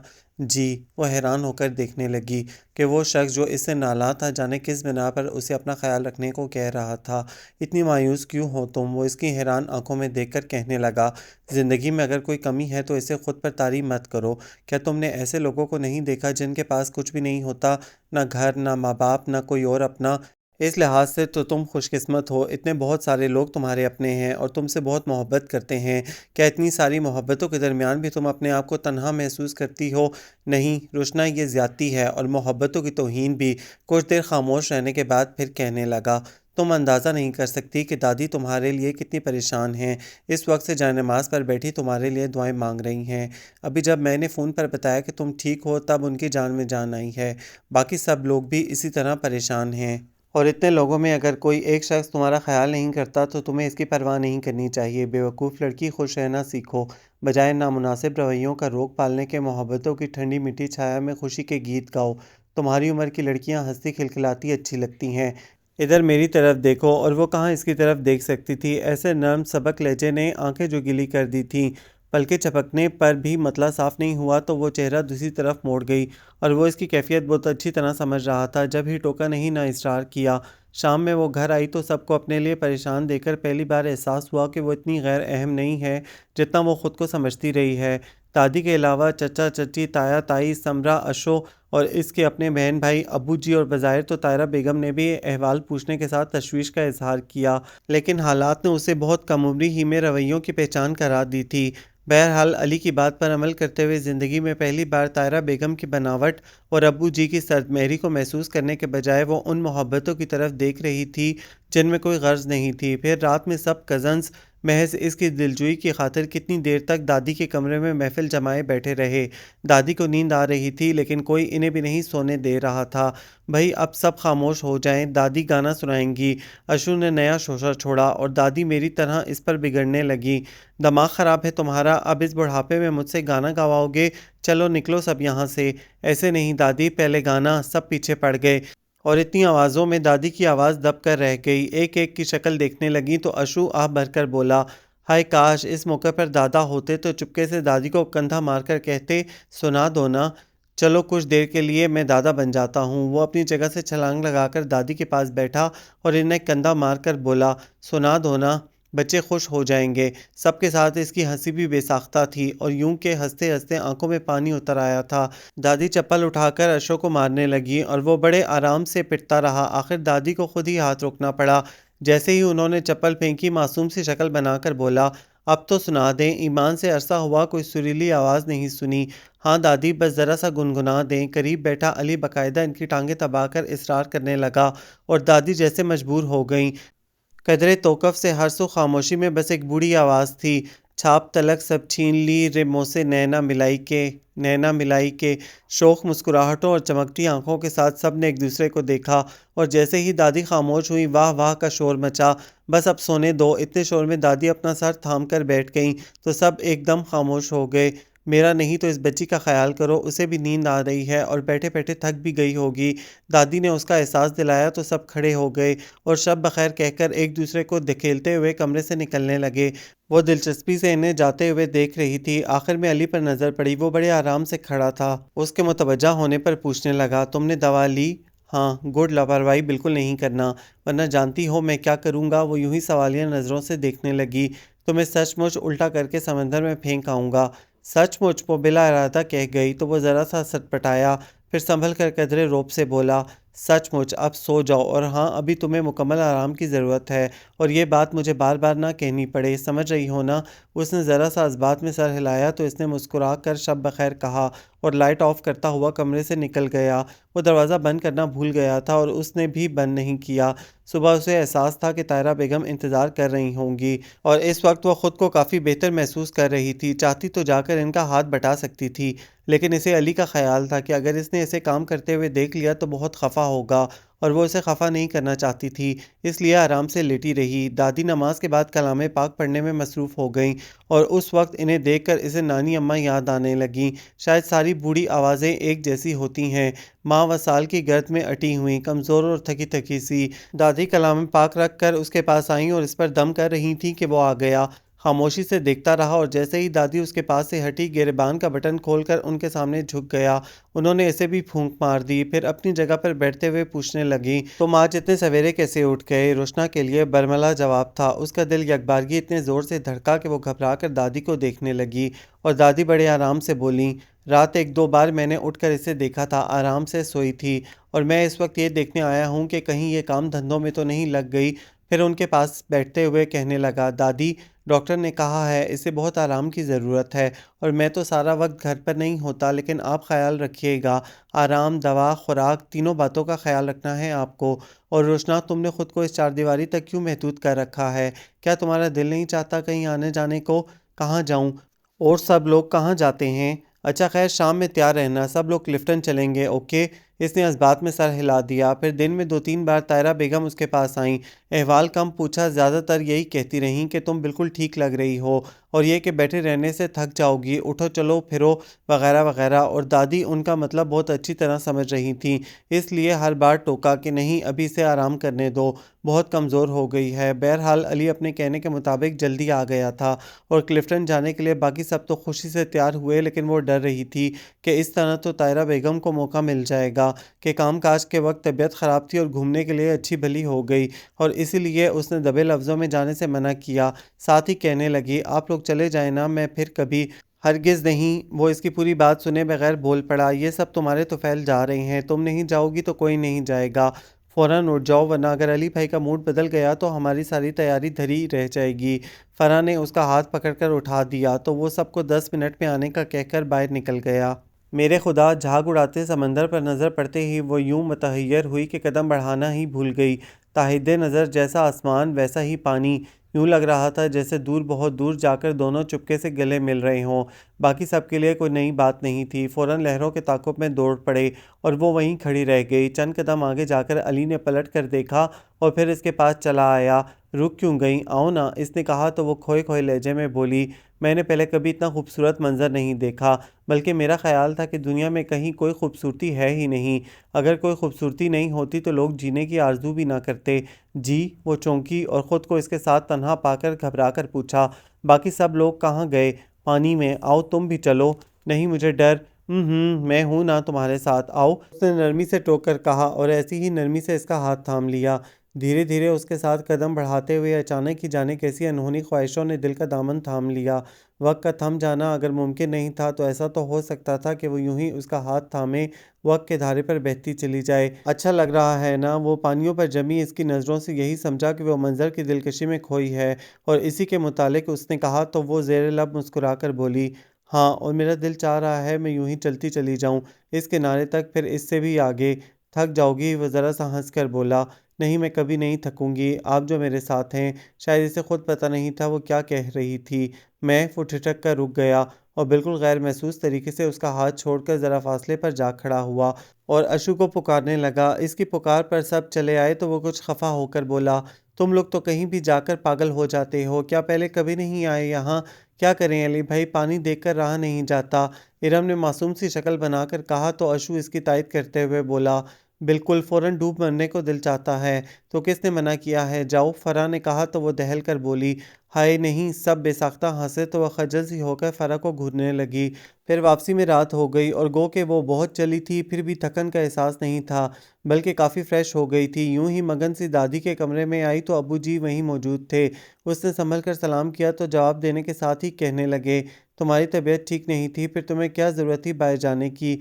वो जवाब में कुछ नहीं बोल सकी और बेड के किनारे कुछ सिमट कर बैठ गई तो वो दादी से कहने लगे, अम्मा, आपने भी मना नहीं किया इसे बाहर जाने को, कल आपके सामने बेहोश होकर गिरी और खुदा न ख्वास्ता आप कहीं रास्ते में कुछ हो जाता तो।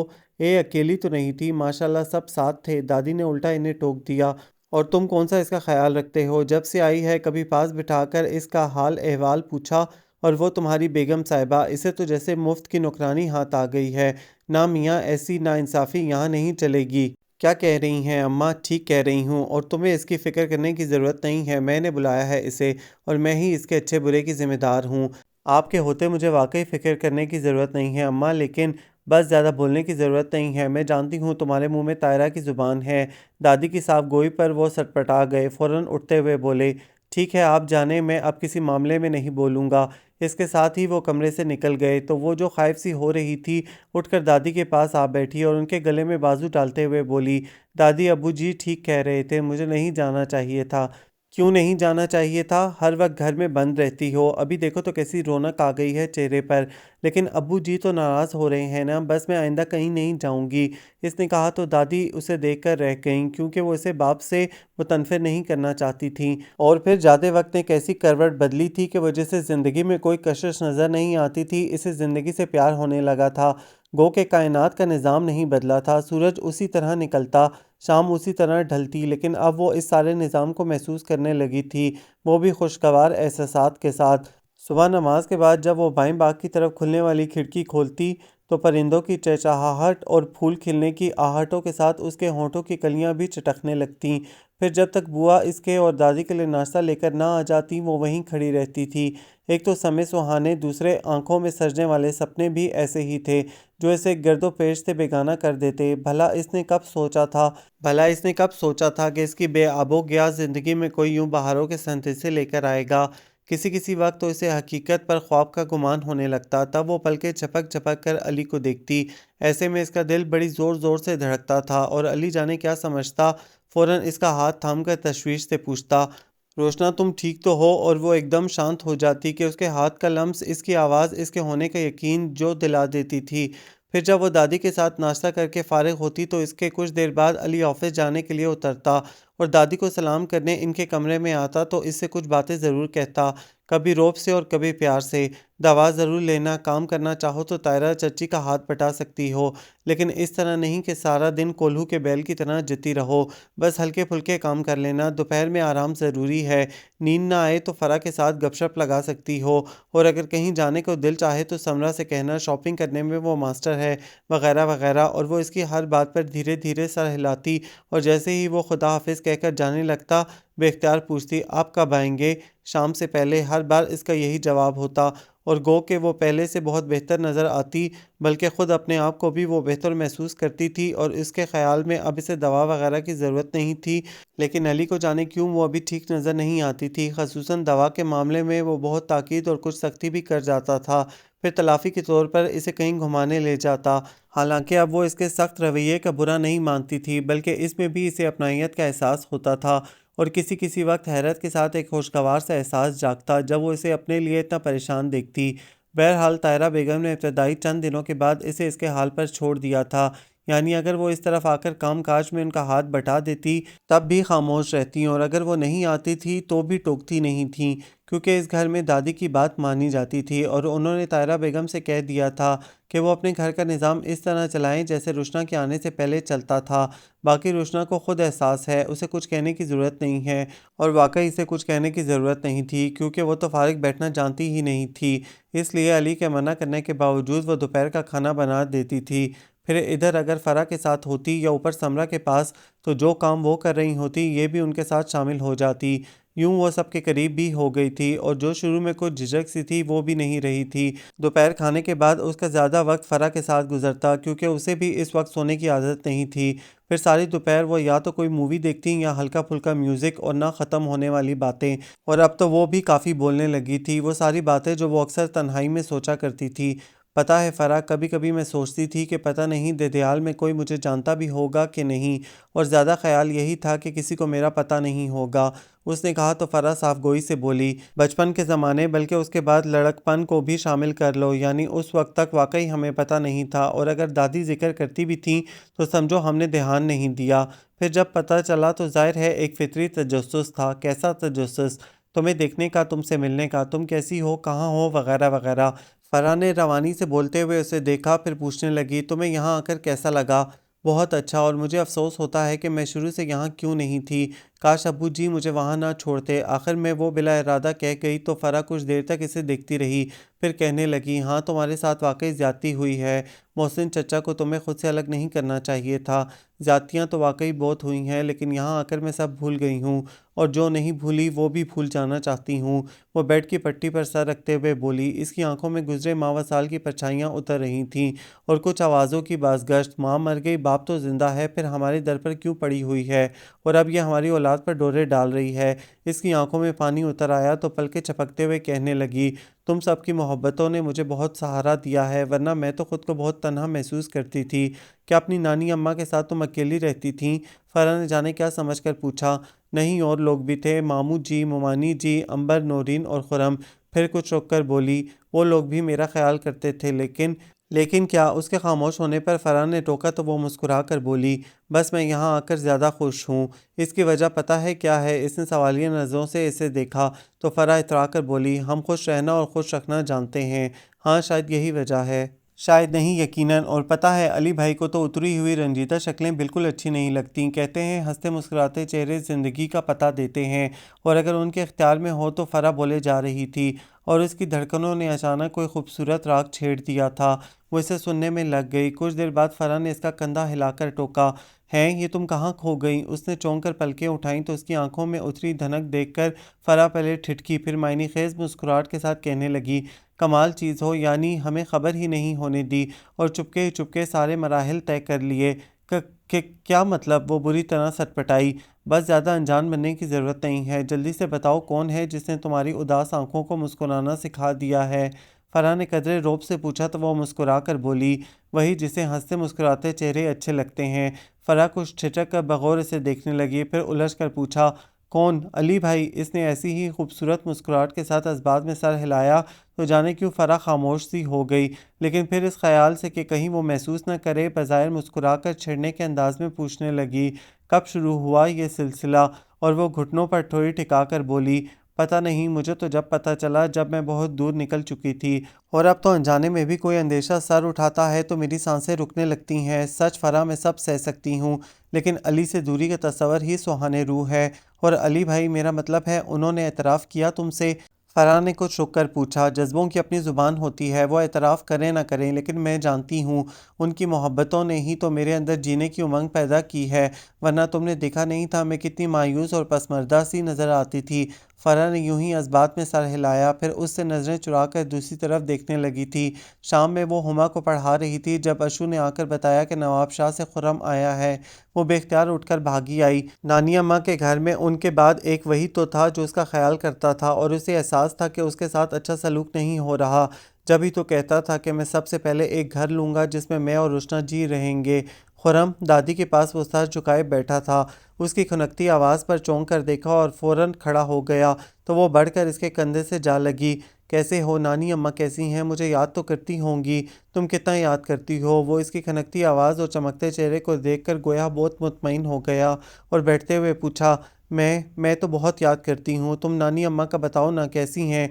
बिल्कुल ठीक, और तुम्हें याद भी करती हैं। और वो कुछ कहते कहते रुक गया, फिर गालबन दादी की वजह से धीरे से बोला, तुम्हें खुश देखकर बहुत खुशी हो रही है। तुम्हें कैसे पता चला कि मैं खुश हूँ? वो भी उसके अंदाज में बोली तो उसने मुस्कुराकर ज़रा से कंधे उचकाए।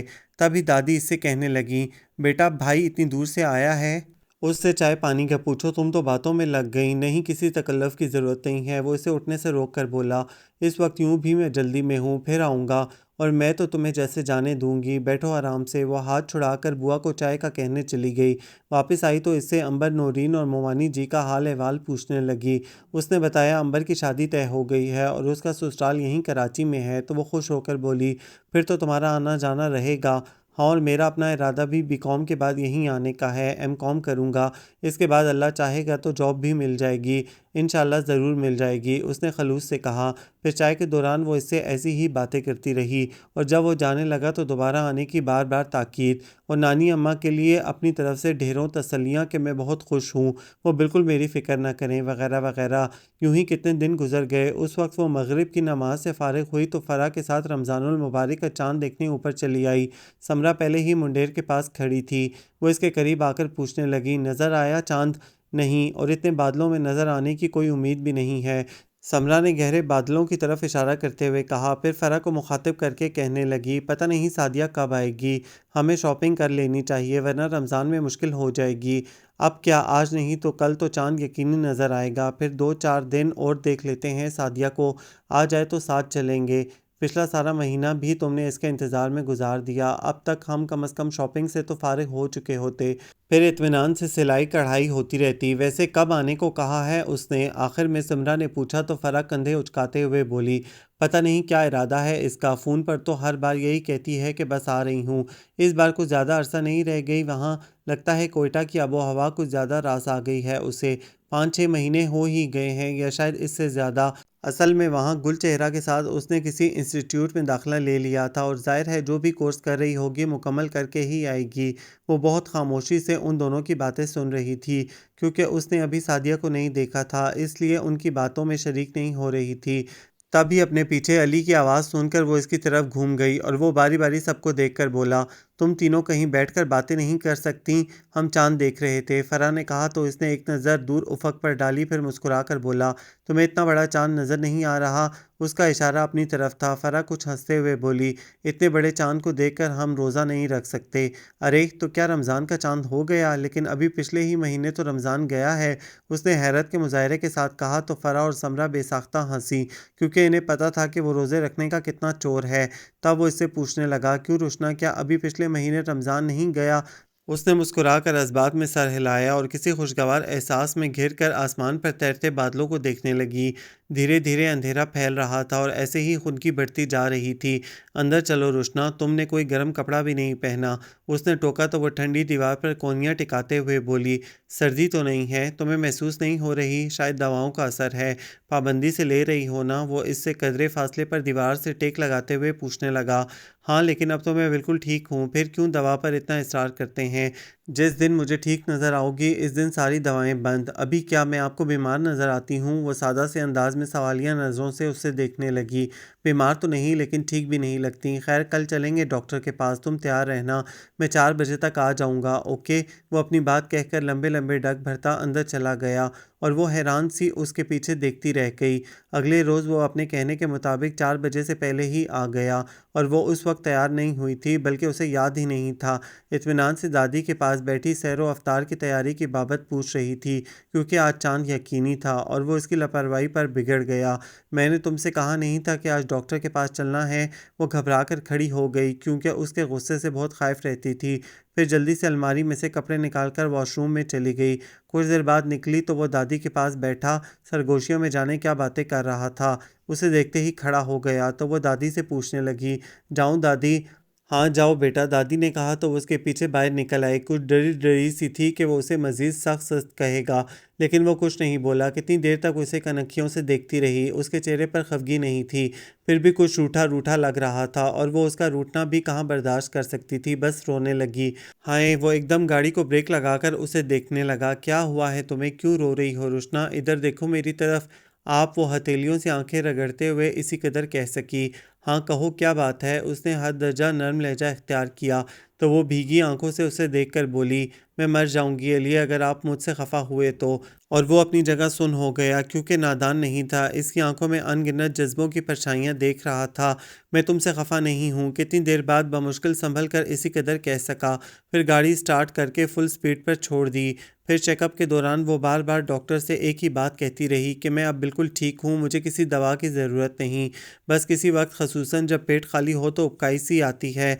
इसका मतलब है आपने मेरी बात पर अमल नहीं किया। मैंने आपसे कहा था कि खाने के औकात के अलावा भी कुछ ना कुछ खाती रहा करें, खसूसन फल वगैरह। डॉक्टर ने कहते हुए अली को देखा और एक पर्चा इसकी तरफ बढ़ाकर बोला, ये कुछ टेस्ट हैं, अभी करवा लें, रिपोर्ट्स देखने के बाद ही मेडिसिन लिख सकूँगा। अली वो जब इसे लेबॉर्ट्री की तरफ ले जा रहा था तब अचानक वो इसका बाजू थामकर पूछने लगी, क्या हुआ है मुझे? हैं? वो अपने ख्याल में था, चौंक कर देखने लगा। फिर फ़ौरन संभल कर बोला, सब तुम्हारी लापरवाही है, ना दवा वक्त पर लेती हो ना खाने का ख्याल करती हो। नहीं तो मेरा मतलब है मैं तो। अच्छा बस सफाई पेश करने की ज़रूरत नहीं है, चलो पहले टेस्ट करवा लो। इसने अपना मखसूस रवैया अख्तियार किया जिससे वो खौफ हो जाती थी। फिर ब्लड, यूरिन टेस्ट और अल्ट्रासाउंड के बाद वो इसे लॉबी में बिठाकर खुद डॉक्टर के कमरे में चला गया तो उसका जहन एक ही बात में उलझ गया कि क्या हुआ है मुझे। कितनी देर बाद वो आया तो उसे उलझते देखकर कुछ छिटका फिर फौरन खुद पर काबू पाकर उसे चलने का इशारा करते हुए आगे आगे चल पड़ा और जब वो गाड़ी में बैठी तब उसके बोलने से पहले ही कहने लगा, तुमने बहुत अरसा खुद से गफलत बरती है, ये उसी का नतीजा है। प्लीज़ अली, वो इसकी तरफ देखे बगैर कहने लगी, मुझसे कुछ नहीं छुपाएं, साफ बताएं मुझे क्या हुआ है। एक ज़रा सा बेहोश ही तो हुई थी मैं, और इस बात को 4-5 महीने हो गए, लेकिन आप तब से परेशान हैं। तुम्हारा वहम है, मैं परेशान नहीं हूँ और ना ही तुम्हें कोई ऐसी तकलीफ़ है जिस पर तशवीश हो।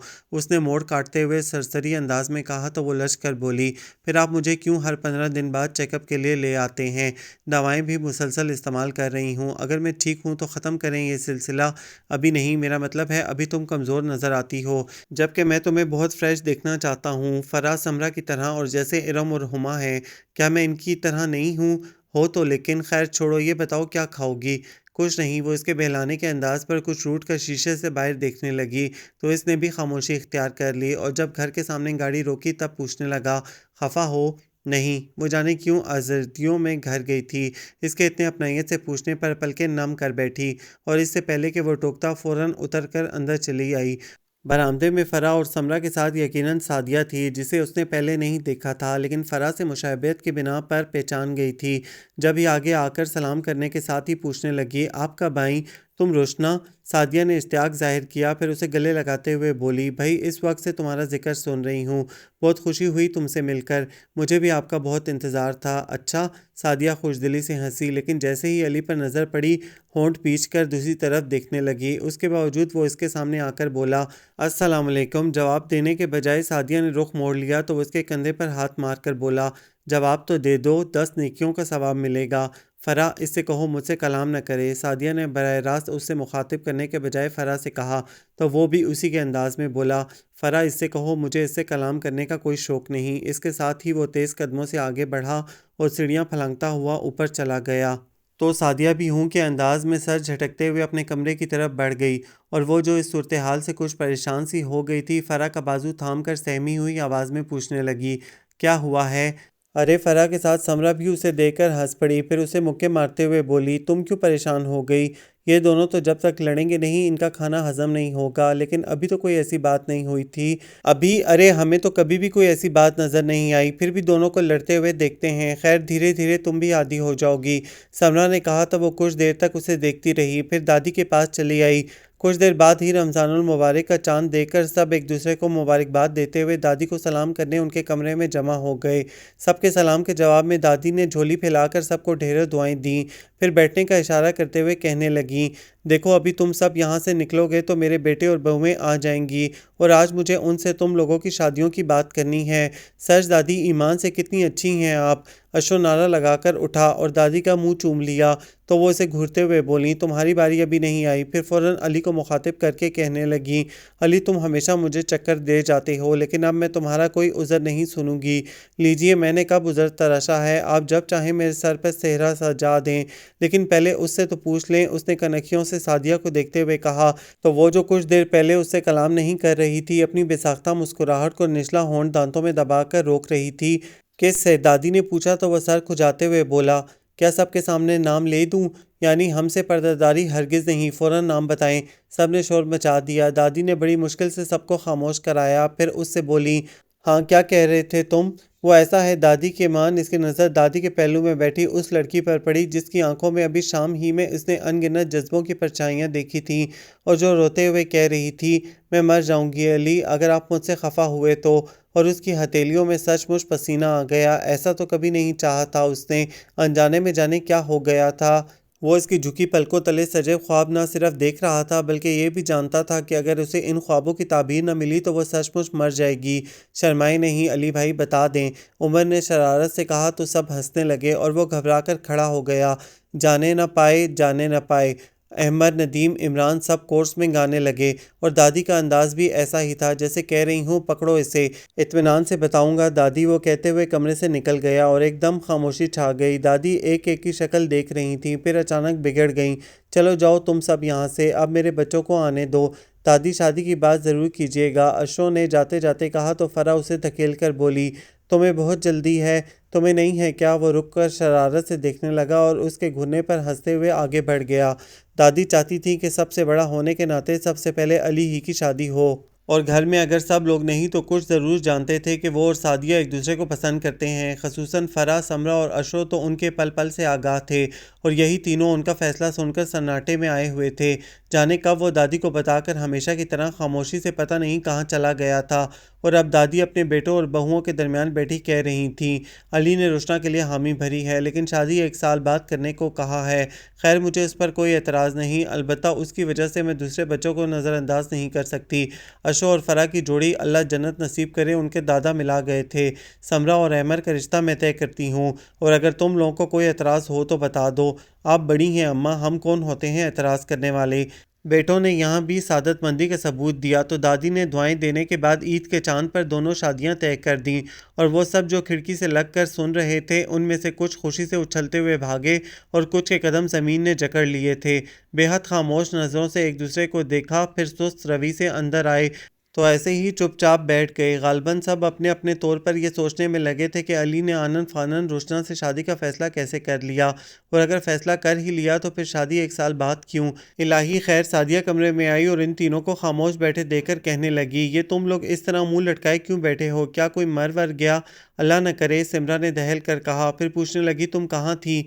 मैं ऊपर अली का कमरा खंगाल रही थी, रात अचानक कहीं चला गया, कुछ बताकर भी नहीं गया। मैंने सोचा शायद अपने कमरे में कोई मैसेज छोड़ गया हो, लेकिन कहाँ, वो अपनी हरकतों से बाज आने वाला नहीं है। ईमान से सारा कमरा छान मारा, कुछ हाथ नहीं आया। वो रवानी से बोलते हुए ढीले ढाले अंदाज में बेड पर गिरी और कोहनी खड़ी करके हथेली पर टिकाकर बारी बारी तीनों को देखने लगी तो अशो सिमरा को इशारा करते हुए कमरे से निकल गया। उसके पीछे सिमरा भी जाने लगी तो फरा ने उसका हाथ पकड़ लिया और मुल्तजी नज़रों से देखते हुए बोली, तुम कहाँ जा रही हो, बैठो ना। समरा ने खुद को काफ़ी बेबस महसूस किया। फिर बैठी तो सादिया से पूछने लगी, सुनो, तुम्हारी अली भाई से लड़ाई हुई है क्या। मेरा मतलब है कोई ऐसी बात जिसने तुम दोनों को एक दूसरे से मुतनफर कर दिया हो। नहीं, ऐसी तो कोई बात नहीं हुई, सादिया ने पहले सरसरी अंदाज में कहा, फिर एकदम उठकर बैठी और बारी बारी दोनों को देखते हुए पूछने लगी, क्या अली मेरी वजह से कहीं गया है। पता नहीं किसकी वजह से गए हैं और जाते जाते पता है दादी से क्या कह गए हैं। वह सवालिया नज़रों से देखने लगी तो समरा चोर सी बनकर बोली कि वो रुशना से शादी करेंगे। रुश। सादिया एकदम सन्नाटे में आ गई और कितनी देर बाद कुछ उलझ कर बोली, वो मजाक कर गया है या तुम मेरे साथ मजाक कर रही हो। मजाक ही तो नहीं है। मजाक नहीं है। फिर इसके अंदर जैसे अलाव दहक उठा था, जिसकी तपिश से बेचैन होकर वो उठ खड़ी हुई। तभी रुशना दरवाजे से झांक कर बोली, मैं आ जाऊं। इंतहाई सादा व मासूम अंदाज था। तीनों पूरी जान से मुतवज्जा होकर उसे देखने लगी थीं।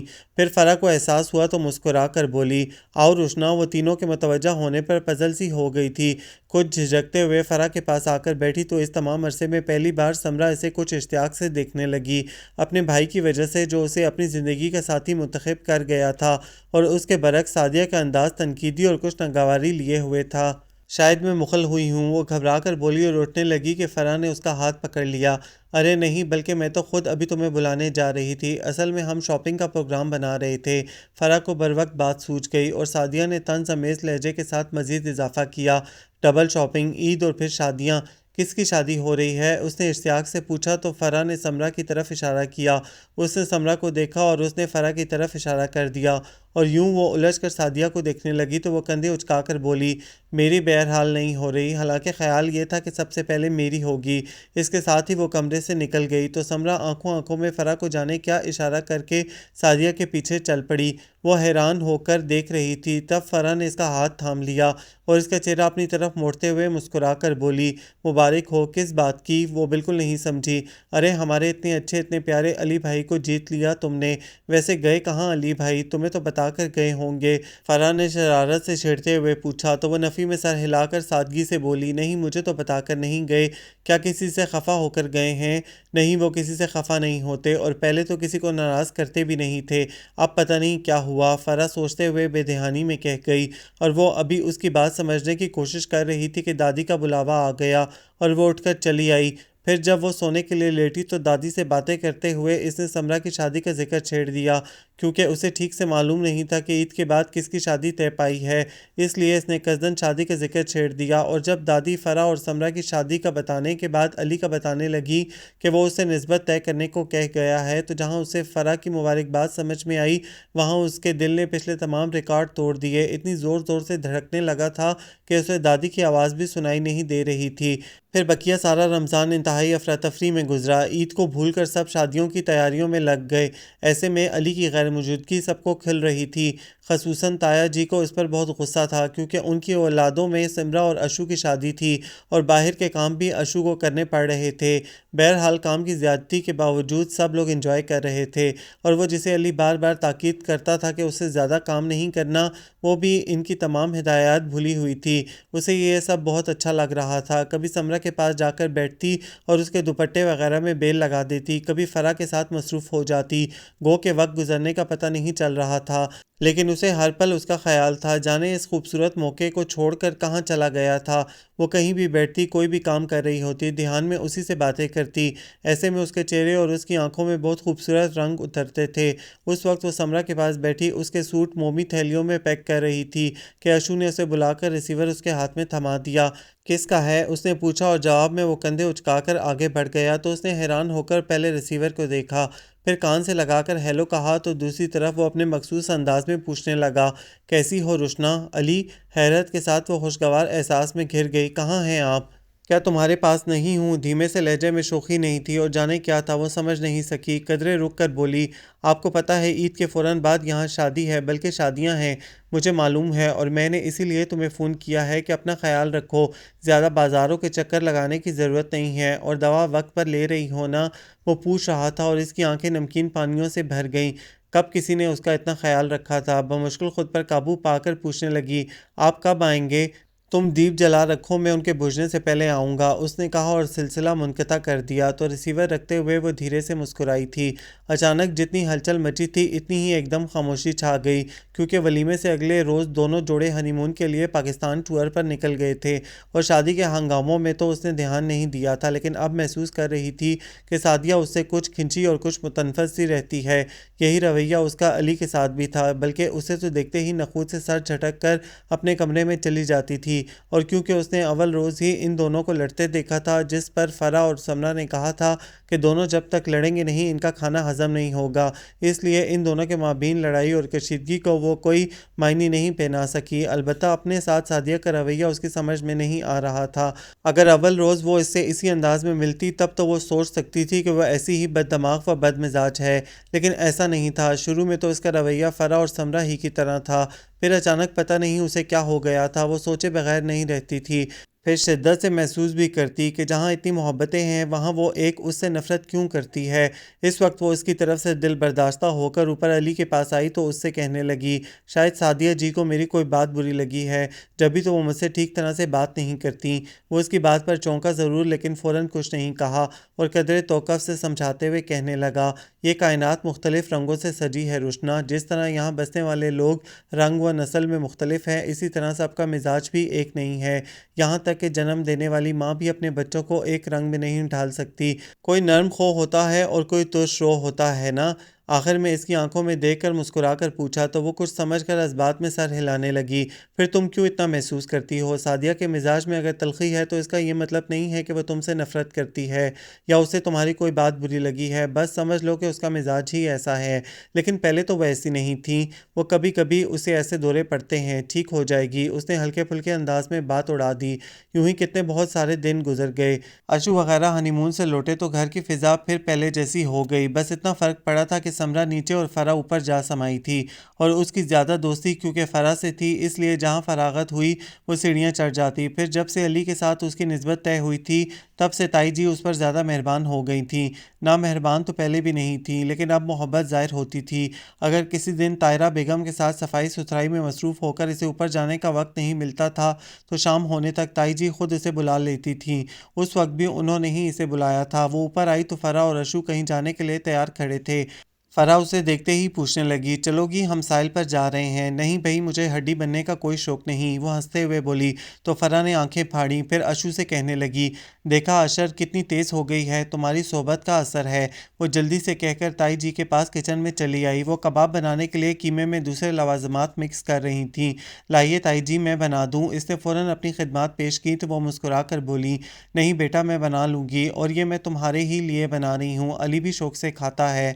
आपने किसी काम के लिए बुलाया था मुझे? इसने बात बदलते हुए पूछा। नहीं, बल्कि मैंने तुम्हें कबाब खाने के लिए बुलाया है। काम तो तुम सारा दिन करती ही रहती हो। आज कपड़े धो रही थी क्या? उन्होंने कीमे की गोल गोल टिक्कियाँ बनाते हुए पूछा। तो वो ट्रे उठाकर इनके सामने रखते हुए बोली, नहीं, कपड़े तो आंटी धो रही थी, मैंने दूसरे काम कर लिए। अच्छा देखो, अली से पूछो इस वक्त चाय के साथ कबाब लेगा तो मैं अभी तल दूँ। उन्होंने कहा तो वो किचन से निकल आई। फ़राह और अशु जा चुके थे। जब भी खामोशी छाई थी, वो लॉबी से गुजरकर इसके कमरे तक आई तो अंदर से आती उसकी आवाज़ ने कदम रोक लिए। वो कुछ आजिज़ी से कह रहा था, मैंने तुम्हारे साथ कोई पैमान नहीं बांधे थे, फिर भी मुझे एहसास है कि जैसे हमारे माबीन कोई खामोश मुआहदा तय पा गया था कि हम एक दूसरे के साथी बनेंगे, और अगर रोशना दरमियान में ना आती तो शायद ऐसा ही होता। यही तो मैं जानना चाहती हूँ कि उस लड़की में ऐसी क्या बात है जो तुमने। सादिया की आवाज़ ने उसे चकरा दिया। बमुश्किल कदम बढ़ाकर वो खुद को दीवार के साथ सहारा दे सकी, और वो उसे टोक कर कह रहा था, प्लीज़ इस अंदाज से मत सोचो कि उसमें कोई बात थी और तुम में नहीं थी। बस सारा किस्मत का खेल समझ लो कि ऐन उस वक्त जब तुम्हारा नाम मेरे होंठों में था, तकदीर ने मुझे दोराहे पर ला पटखा। और मैं तुमसे मोहब्बत का दावा नहीं कर रहा, फिर भी उस खामोश मुआहदे की मेरे नज़दीक अहमियत थी। लेकिन दूसरी तरफ रोशना, जो खुद नहीं जानती थी कि दुखों का सरतान किस तरह धीरे धीरे उसे ज़िंदगी से दूर ले जा रहा है। मेरे खुदा, उसकी आंखों के सामने धुंध छा गई, जबकि अंदर सादिया चौंक कर पूछ रही थी, क्या मतलब? मैं ज़्यादा नहीं जानता, पता नहीं ननिहाल में उसके साथ घर वालों का रवैया कैसा था, या बहुत ज़्यादा हसास होने की वजह से वो ही कुछ ज़्यादा महसूस करती रही। बहरहाल पहली बार जब मैं और फ़राह इसे हॉस्पिटल लेकर गए थे तो डॉक्टर ने उसकी रिपोर्ट्स देखते हुए कहा था कि खुशकिस्मती से कैंसर के पहले स्टेज पर ही ना सिर्फ उसका मर्ज तशखीस हो गया है, बल्कि इलाज से वो बहुत जल्द मुकम्मल सेहतियाब भी हो जाएगी। साथ ही डॉक्टर ने इस बात पर बहुत ज़ोर दिया था कि हमें इसका बहुत ख्याल रखना चाहिए, क्योंकि अमूमन दुख, परेशानी और टेंशन ही कैंसर का सबब बनते हैं। और तुम ही तो अक्सर मजाक में कहा करती थी सादिया कि मैं उस बादल जैसा हूँ जो फूलों पर ही नहीं कांटों पर भी बरसता है। वो खामोश हुआ तो जैसे हर तरफ सन्नाटों का राज हो गया। कितने लम्हे चुपचाप सरक गए, फिर गहरी सांस के साथ सादिया की आवाज़ उभरी, इतने कमज़ोर तो तुम नहीं थे अली, फिर कैसे उसका ख्याल करते करते इस खामोश मुआहदे को भूल गए? तुम मुझे इल्ज़ाम दे सकती हो, लेकिन हकीकत यह है कि अपने लिए मेरी तशवीश और मेरी गैर मामूली तवज्जो को इसने मोहब्बत जानकर दिल में बसा लिया, और इस मोहब्बत ने इसे जीने का हौसला दिया। फिर तुम ही बताओ, उसकी नफ़ी करके क्या उसे दोबारा ज़िंदगी की तरफ लाया जा सकता था? शायद नहीं। सादिया ने उसका मकसद समझते हुए उससे इत्तफाक करके गोया फराख्तली का सबूत दिया। फिर पूछने लगी, अब कैसी है रोशना? मेरा मतलब है डॉक्टर्स क्या कहते हैं? 80% वो अपनी बीमारी को शिकस्त दे चुकी है और कुछ अरसे में इंशाल्लाह मुकम्मल सेहतियाब हो जाएगी इंशाल्लाह। सादिया ने कहा तो वो धुंधलाई आंखों से बंद दरवाजे को देखने लगी, जिसके पीछे वो इंसान खड़े थे जिन्हें फरिश्तों ने सजदा किया था। उसने चाहा कि जाकर उनके कदम छू ले, तभी उसकी आवाज़ सुनाई दी, तुम चाहो तो मुझसे नफरत कर सकती हो सादिया, लेकिन प्लीज़ रोशना का ख्याल रखो, वो बहुत हसास है, तुम्हारे लहजे की तलखी को महसूस करती है। मुझे अफसोस है अली, लेकिन अगर तुम मुझे पहले ही बता देते तो। और हाँ, मैं तुमसे नफरत नहीं कर सकती, क्योंकि तुम वो बादल हो जो फूलों पर ही नहीं कांटों पर भी बरसता है। सादिया की मुस्कुराहट की तरह अली की आवाज़ में हल्की सी शोखी भी महसूस हो रही थी। कांटा किसे कह रही हो? अपने आप को, क्योंकि रोशना तो वो फूल है जिसके साथ तुम्हारा खामोश मुआहदा नहीं हुआ, बल्कि तुम सचमुच उससे प्यार करने लगे हो। क्या? तुम्हें कैसे पता? वो सटपटाया तो सादिया की बेसाख्ता हंसी ने उसके अतराफ फूल खिला दिए। वो वाकई बादल था, यूं जम के बरसा कि यहाँ वहाँ सारे मलाल धुल गए थे। आप सबको ये नावल कैसा लगा, कमेंट्स में अपनी राय ज़रूर दें, हमें इंतज़ार रहेगा। हमारे चैनल को सब्सक्राइब करें, लाइक करें, शेयर करें।